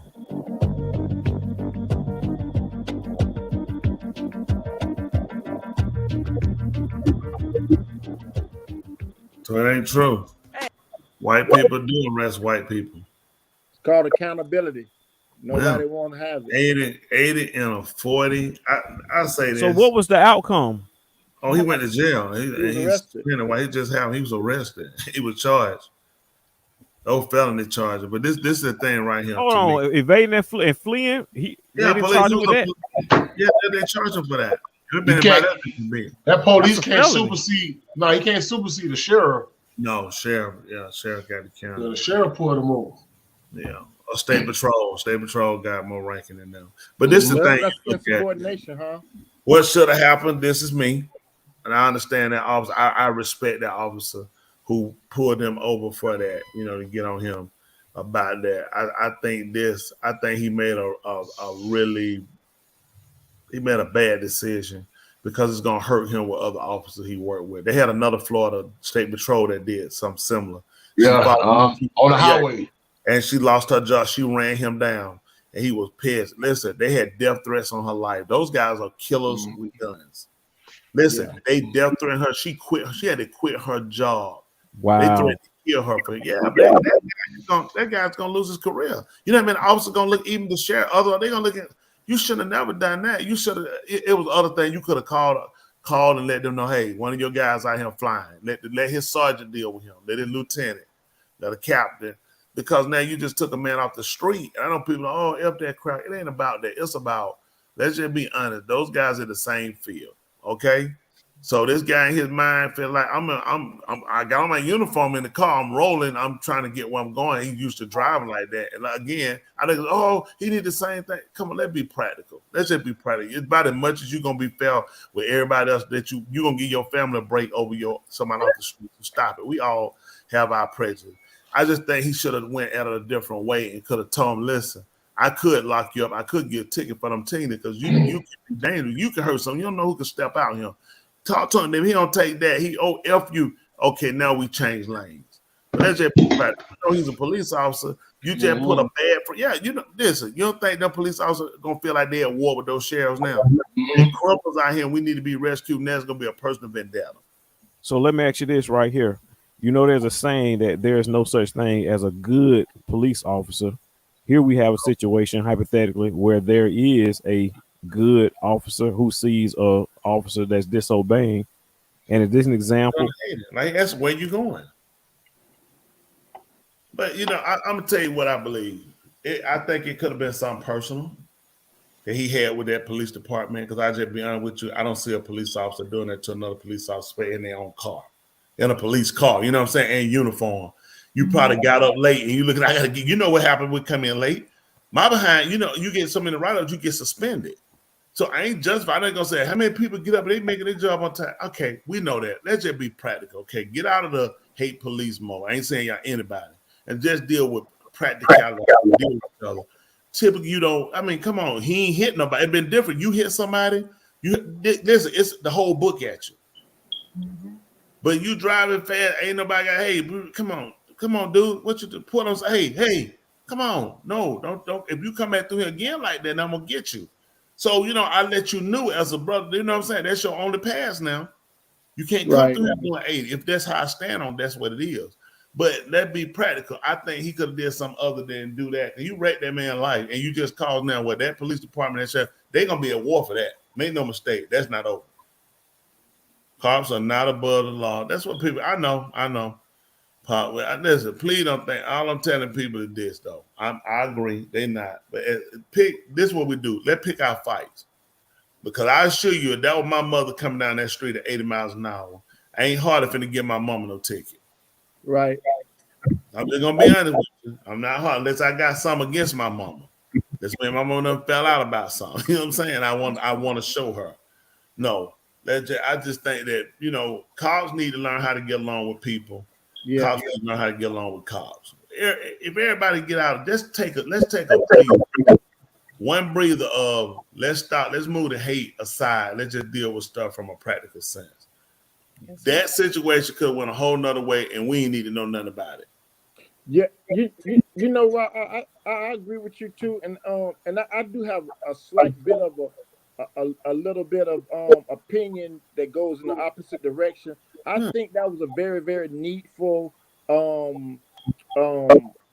exposure to kind of lower the climate of what's been going on in society with police shootings of so-called unarmed Black and brown people. I believe they kind of can lower the temperature just a little bit, just enough to know that there is a watchful eye out there on such behavior. Though it was somebody speeding, but I believe, especially as African Americans, we need to see things like that just to know that they do it. To knowing that, hey, not all officers are getting by. Yeah. So I agree. They had another one where the white female officer, she grabbed her sergeant, he was putting her officer. She said, "You will not do that." And when he pushed her back in her throat, he said, "This ain't over with." He got let me tell you something. At Quasi Kelp, there are a lot of officers that put their jobs on the line every day, even with the ones racing. Let's just be honest. Those people go and respond to calls. A lot of them, they go to calls that a lot of people trying to say, when you call, say, help, somebody trying to break my house, they pump the brakes, but they guy, and that come at a high cost because somebody could turn out in front of me, something could run out in front of me, I could swing him. Just when I get here, I could pull right. I'd be pulling up to a bullet in my head, but I'm coming. Right. I'm coming because you called and you needed help. That's what I'm coming for. I put all that aside to get him for you. And I ain't saying kids caught behind. No, just stop it. For people, if we just be fair about some at one point. Yeah, it's so many rotten. We agree. Nobody can agree with that. But these people put their life and say, "Hey, I'm coming. And I'm gonna risk everything to get him to help and save you. And when a couple of them guys mess up, it is bad that all of them have to eat it. And it's like, really, what you want to do, you can't win. That's the one who was bad. It's a lot of white. That white guy there, if he'd have been there, that guy had it. He ain't the one. We needed to see that to say, all of us, I ain't buying that junk. We white. He know better. And he couldn't get like this. He know what his job is. The same thing I did to another citizen who came through at 80 miles an hour. He was getting it. Right. I didn't want nobody to think I went. And then he white. I didn't think it. But I think he could have got to him, and it could have been a good lesson to him of you look at how you treat people from now on. You know what I'm saying? You him getting done like that could have been a lesson for him to learn. Let me look at when I pull somebody over. Let me weigh the whole situation. Because that person could be rushing to get to work too, because they gonna get fired. So maybe I won't cost you your job today because somebody could have cost me my job. It can also be an enlightenment where it can go and help. It went the way it was supposed to go. Because like I said, we need to see that white people are held accountable a lot of them because some of us think they're not. And I would like to say this. It may sound a little comical. If it does, I want to pat myself on the back. So with sin, with Qatar being the leading cause of death amongst human beings, again, with sin, Qatar being the leading cause of death, we have people that put their lives on the line every single day to make sure that they can avoid people to losing their lives, which is the leading cause of death for sin. We got a man that's sitting in the middle of our screen named Tony Smith that tries to help individuals preserve their lives, add equity to their lives, and he's surrounded by a group of people, such as his lovely wife, Miss Tooley, who owes me money. One of his assistants, Charles Bostic, that owe him money too. Mishpachah, the way of Yah Synagogue of Yahushua HaMashiach. This is your neighbor, Confederate State 48, saying, hit that like button, hit that share, subscription, and definitely hit that cash out. That's right. Hit that cash. Make sure. That's right. Hit the cash out. Come on, regular. We appreciate those. We just want to make sure that those that are due their honor get their honor, and you guys at Two Minds the Mic, you deserve your honor because, like I say, this platform it helps so many people directly and indirectly. I know over the years it's been a therapeutic for me. So kudos to you all because you guys do a wonderful job in terms of helping people put their lives together. Because I just said sin is the leading cause of death, not cancer, not domestic violence, but people just doing wrong. And you try, you are alone, like I said, with the rest of the team, helping people put their lives together, showing men how to be men, women how to be women, children how to be children, and just being concerned about people's mental health, and so we get a cornucopia of all of that on this one broadcast. And I don't know many broadcasts that are out there that actually touch real issues such as this. And so we cover a large variety, a large array of different, subjects. So, you guys deserve, to be acknowledged just as much as law enforcement. Because what, as the scriptures say, what said it profit a man if he gain the whole world and loses Kai? I mean, at the end of the day, nobody getting by, like you said, So the sheriff didn't get by just a minute ago, and we not getting by. Well, that's right. Nobody getting by. That's the truth. It was definitely a learning lesson. We all deal with so many hurts. I got them. We all got them, especially with society, with the other race. But at some point, we sit down and look and say, really, what is it going to hurt if we say, let bygones be bygones on certain things. Certain things got to be recompensed. Right. Somebody killed somebody. It's got to be made right, made whole. But if we all just kind of keep going each other where we're going, we just think to ourselves, at some point we got to grow from everything we've gone through and counted and say it's time to kind of move on to a different type of conversation. Oh yeah, I appreciate you guys the way Two Mics. I appreciate you, tuned Man, watching nephew, he's ready to come on here. We always Confederate State boy. They always know he got a home over here. We're glad to always see you doing, well. That's how we'll allow. And all of you that keep coming, and we appreciate you. We'll help you so much, every one of you near and dear to us. You're doing those that give and support. Appreciate my wonderful co-hosts, all of them. Tuli, Love, Dr. Resident Joe, Shara Bosley, everybody. And you also, you're part of us, so we appreciate you. Hey, if anybody asks you, do you mind? You tell me you always mind. Every Thursday night at 8:30 p.m. Eastern, right here on Two Mics in My Mind. Hey, if nobody else tells you they love you, hey, we love you. Now, Tuli, Love, Dr. Resident Joe, Shari Bosley, take us home. Yeah, yo. Who has the original tonight? I got the original. The night the original is gonna start. It's piggybacking off of something that was said earlier in the conversation. What that was said is it was Confederate 48 alluded to a statement that Sheriff Bosley made a while back, and that was in regards to if you don't try, you'll never fail if you don't try, and also you can't lose nothing if you never had it. Yeah, that's all original right there. I never heard that before, but that thing on the side of beer bottles, man. What are you talking about? That's on the part of the Schaefer beer can. What that man said at the end. Just stop it, man. Listen, we got you right here on tape. Listen, what is truth anyway? What we say truth would be? Outside of all of his word, it was just what? Be the correct measure way, truth. True. So that's what we should do. I want to be true to yourself. And a lie is a deliberate attempt to deceive, and always deceive the devil. So always be true to yourself, and make sure you always lie to yourself. All right. Whoa.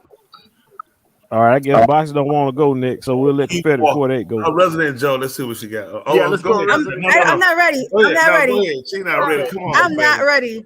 Yo, let's go. She's next. Okay, here we go. Y'all ready? Yeah. This is alluding to what Shara Bostick said. If a man claims defeat in his mind, his body would cheer him on. We got that. If a man claims defeat, he should get a pedicure. In his mind, his body will cheer him on. If a man claims defeat, he needs to get these shoes. How about that one? Yeah, right. If he claims defeat, he needs to claim these shoes. I like that's even better. Come on, Shara Bosley, what you got, buddy?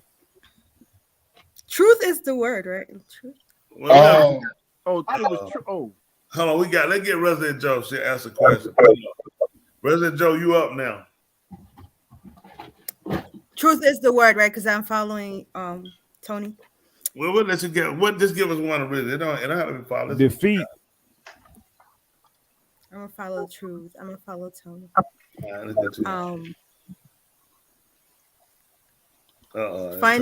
Find out what's true and live in the truth. All right. Preacher. That was good. Because you said what is true. Find out and live in that truth. I agree. Okay, true is it'll just be accurate. You know what I'm saying? If something is accurate, it's true. I ain't hear Come on, Charles. Go ahead. So still got to check. I gotta make sure Mike's got to check. All right.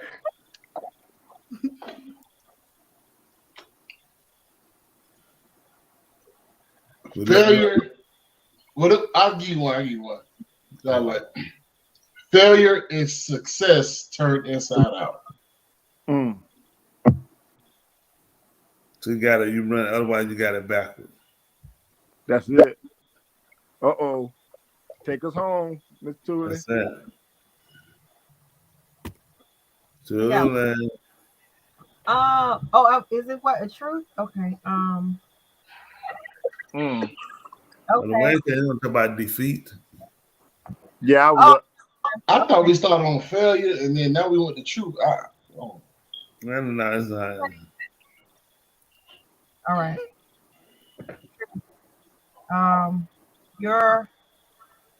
Your past is your truth, and it also is a part of your path.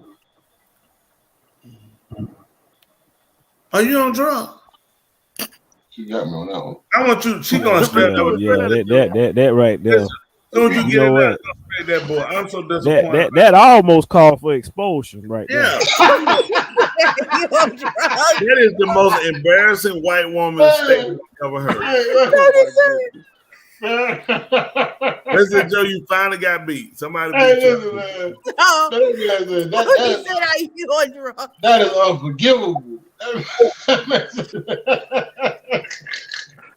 Oh, y'all hear that? The young man that doesn't feel embraced by the village will burn down to what? Will burn it down to feel the warmth. That's scary. I want you, sir, to go get some help. That boy should be burned down no village. That boy need to find what's going on with him. Hey, no, that's the riddle in the essay of Riley. Oh, wow. Really? Gummy. Where Brittany at? Brett, Oh, I'm a family. It's about that time. Come on, Miss Truly. Give us That was terrible. 2 minutes after dog. Come. Oh, y'all know what it is. Getting too late now. Yeah. Anyway, you should not have to rip yourself into pieces to keep others whole. I like that. That's true. Why we so aggressive today? I think we're racist. Why we so aggressive with ripping, burning down? Yeah. You guys need to. Something going on. Something personal. Who burning down? Somebody. Yeah. Yeah, who burned it down? Rod P said he gonna burn the building. My baby Brent said she was there. What's that? The same Brent, I'm here. There you go, Brittany. You know what time it is. Go ahead, Brittany. Tell us one. You know what time it is. Y'all didn't like that. How about eggs cannot teach the hen? Okay, this is scary. It's over, man. It's 2 bites after dog. Y'all know what happened. These folks will get crazy. Get bored. Wow. Yeah, man. He said. What's that on my Jay-Z said sensitive thugs will all need hugs. Oh my goodness. Oh boy. Yeah. I mean, yeah, that's all that thug is somebody. That's all. It's a time people need love right this time. Yeah, it is. People, thugs ain't number people that need love. Oh gosh. That's right. On games. Let's give it. They don't know how to do it. So you got to teach people how to receive it. What we spend a lot of time on is trying to get people into the mode of giving. But if you don't know how to receive, that's why people like say they'll turn things down because they don't know how to receive. So we got to teach people how to receive as well as give.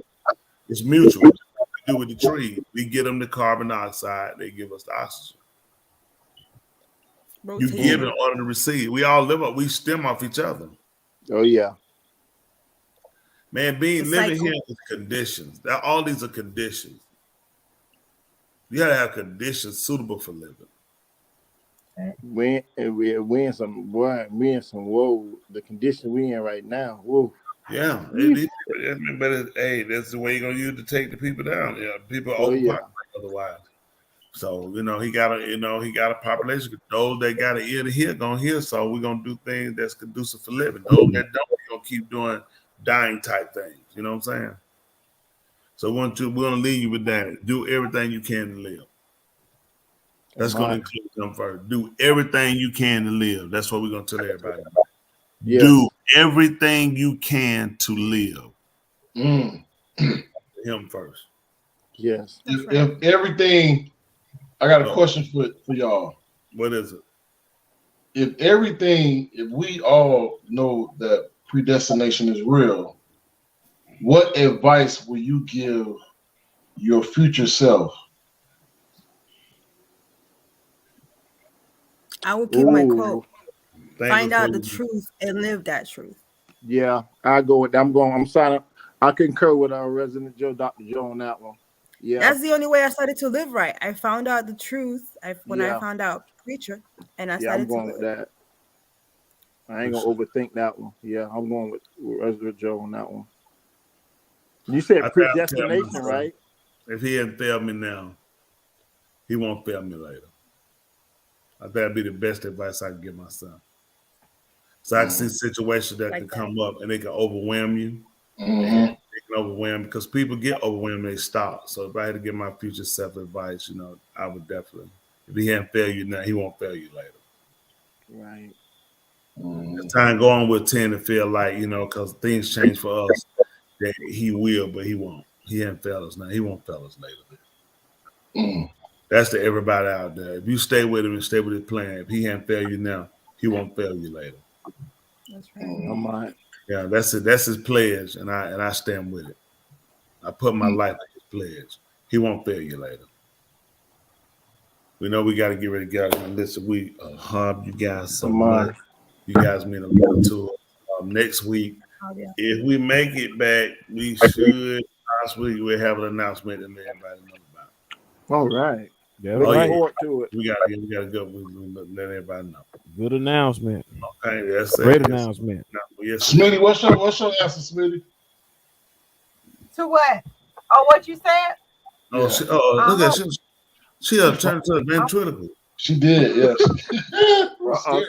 It's just a still picture. Ain't no I'm like, she must got a recording of herself talking. She just froze. Like she just froze and looking though.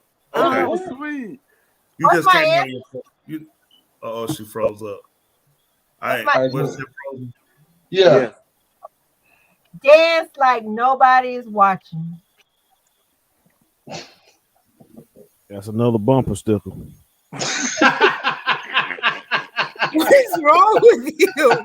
He's tired. That don't sound like that. That means dance. Hey, man, listen, man. You gotta watch it. You doing your thing. I mean, you put everything in it because nobody can criticize you. You on your own beat, everything. But you're gonna get off out here with us. Yeah. So you need to dance like people watching. Keep your clothes on. Be conscious of what you got going on. Cause think about dance like nobody's watching. That means just doing it, doing and everything. Just kind of, yeah. You know what I'm saying? It's just like it said, dance like nobody watching. But the only thing about that, it says that to say get outside of worry about other people. But you have to have other people. That's why people are homosexual. Because they feel like no one else is watching. I'm telling you, that's why a lot of they take it on. Because they won't actually do what they do. Think about it. When people watch it, you won't walk down the street naked because people are watching. No. And society has already judged that behavior. It's inappropriate. You should be arrested. That's right, preacher. So to say that, what I'm saying, I know what they're trying to say. They're like, do you? Don't worry about nobody else. I can agree with that to a sense. It's just unfortunate that sometimes when people hear statements, they always take it the wrong way. Oh, yeah. Very few people take that as a positive. I can see that as positive. Dance like no one's watching. You can do. You listen. You on your own beat. Enjoy yourself. Yeah, hey, it's you. Right. You're doing you. You know what I'm saying? And you cheering yourself on. Only thing about that, if you can't carry that energy out among people, then what good is it? Because nobody else get to see it. You're not doing that that's adding to nobody else out here. Listen, you can have that approach, but let's be practical. We are all energy, life-giving sources, which means you have to put out in order to get back. Mm-hmm. That's just we energy forces. Man, that's what I was trying to tell that girl. She got to put out. She got to put out. She laughed at you. I know. She laughed at him because she know he wasn't gonna do nothing when he seen it. Two mics at the dog. She know he wasn't. She said you ain't Two gonna mics at the dog. I know that right. It getting late around here. Ain't that over this late with a pair of legs now. What it gonna be? And you need to have a wash rag in between them too. Oh. It's too late for his leg to be over. Go put a wash rag in between and go to bed somewhere. Yeah. It'd be like old folks say, you might want to come on home. When they get around 11:30, 12 o'clock, they say, if you ain't got it by now, you ain't going to get it. Come on home. No, for hurt your feelings. They be like, I just be getting started around 12 o'clock. They say, listen, That girl ain't got nothing wrong by 11 o'clock. She ain't gonna get there. Come on home. You been here at 12 o'clock. You ain't gonna get there. Man, you messed me up. I was just about to. Man, come on home. I'm not gonna hold you all the way no 12 o'clock. That woman serious. Man, around about 8:30. I told this is a variety show. I told you it's like Forrest Gump said. Bubba said it's like a box of chocolate. You don't know what you're gonna get. Absolutely. You never know. That's the truth. And I still don't know what that means because when you buy some chocolates, it's on the top of the box. But not the Russell Stover. Sometimes you get them ones you bite into it, and that thing got that raspberry filling in it. Hey, you know I hate it. It was something I hated. Oh yeah, I hate it. You don't need to be buying that, bro. I'm gonna tell which ones now. It was something you bit with. It was something you bit. You like, I don't know. It wasn't Russell Stover's at first. It was that box of chocolate. Remember the Valentine candy? You didn't know which one you lift it up. I learned which candy not to eat. You like one had like a cherry in it. That junk was nasty. It was. I always go for the pecan caramel. Yeah, you look for that one. You had to watch which one. You get them things, you just bite through all of them. You'll bite through all of them just to get the right one. Yeah. And you learn them though. You start looking at the box, realizing that's no Christmas candy. Them Christmas chocolates. Man, you had to watch. I don't know why they just gotta give you one nasty. Why you just can't make all of them right? You're right. Ugh. They gotta steal your money. And that's what made people buy them. People like Yamna. You already know you ain't gonna get but 5 or 6 edible. The rest are gonna be for the trash. And you're greedy little kids who don't ain't got no sense to turn nothing down. No, that's right. Well, we definitely appreciate y'all. Y'all know next week y'all be back here. All right, a hob, y'all. Right, listen, and stay vertical, so you don't have to turn out hard and don't be horizontal. We want you up. Vertical, not horizontal. Just FYI, y'all, it was 107 degrees here in Phoenix, Arizona. 107? Yes. And you know what, man? I heard about, man, it's so hot up there, you didn't get our fruit yet. That supposed to be coming. Sir? I said so hot up there, we never did get our box of fruit we heard about a couple of weeks ago. They never show up. Oh, that's on me, too. I let them go bam. I got to mail them out this week. Yeah, that was on me. I let them go bad. I got them little fruit nets flying all over the place now. Oh yeah. I got to send those out. Those grapefruits and those nut oranges and lemons. Listen, you got oranges too, right? Yeah, we got oranges too. Don't be scared to put a couple of this in. Leave the stems on them. Remember, leave the stems sticking out the back of the fruit because that make it last long. They'll make it think it's still to the tree. I had them, but the thing what I did wrong, I put them in a plastic bag. And they gonna melt out like that. Yeah. Yeah, they went bad so fast. Yeah, don't do plastic. You give them that box. You gotta be when you pick them. Don't you pick them? You go straight to the post office. No, I like to wash them first. We'll wash them. We get them down here. Okay. Shoot them down here. They ain't been spraying the tree. They should be good. Cause we ain't gonna eat them. The tree.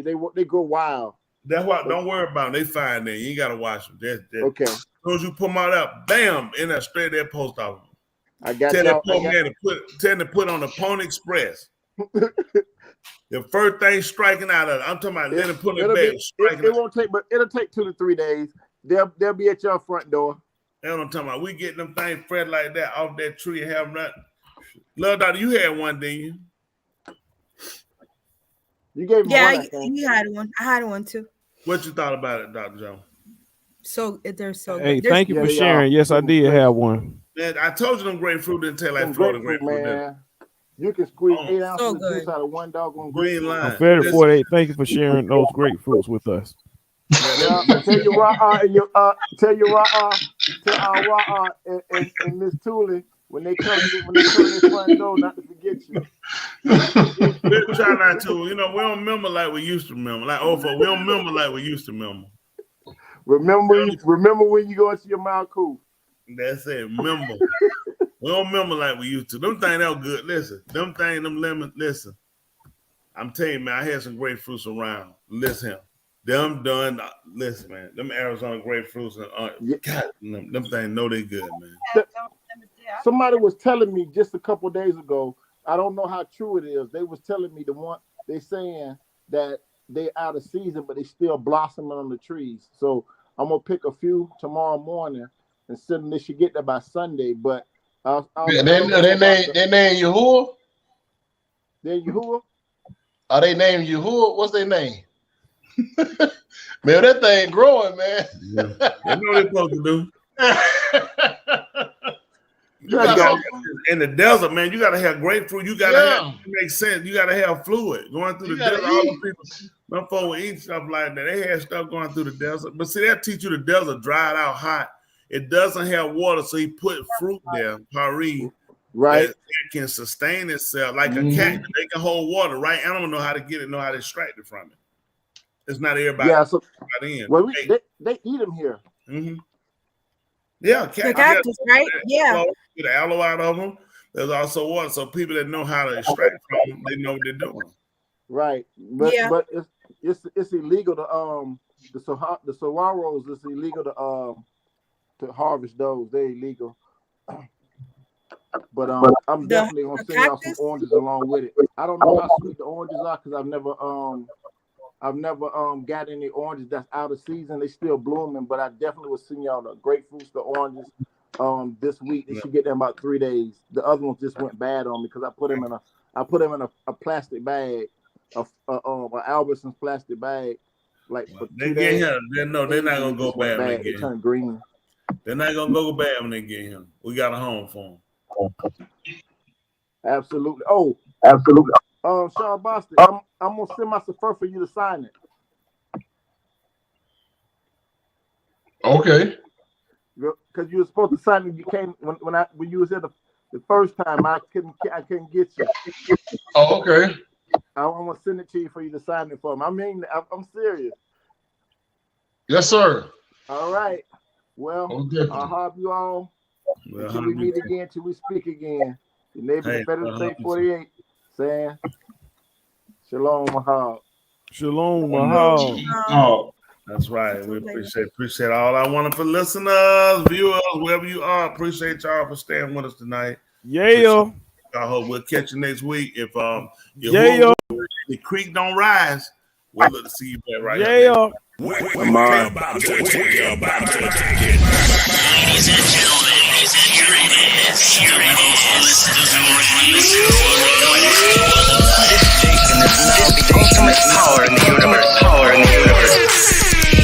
Tony and 2 Lee on the radio. Dr. Joe's therapy on the radio. The love doctor going live on the radio. 2 mics and a mind on the radio. Radio, turned up on the radio. Radio, turned up on the radio. Radio, turned up on the radio. Radio, turned up on the radio. 2 mics and a mind. 2 mics and a mind. 2 mics and a mind. 2 mics and a mind. You do something better, I'll do something better, and we'll be better together. Until the next time, good night. Yeah. Good night, Tootie. Good night, John Boy.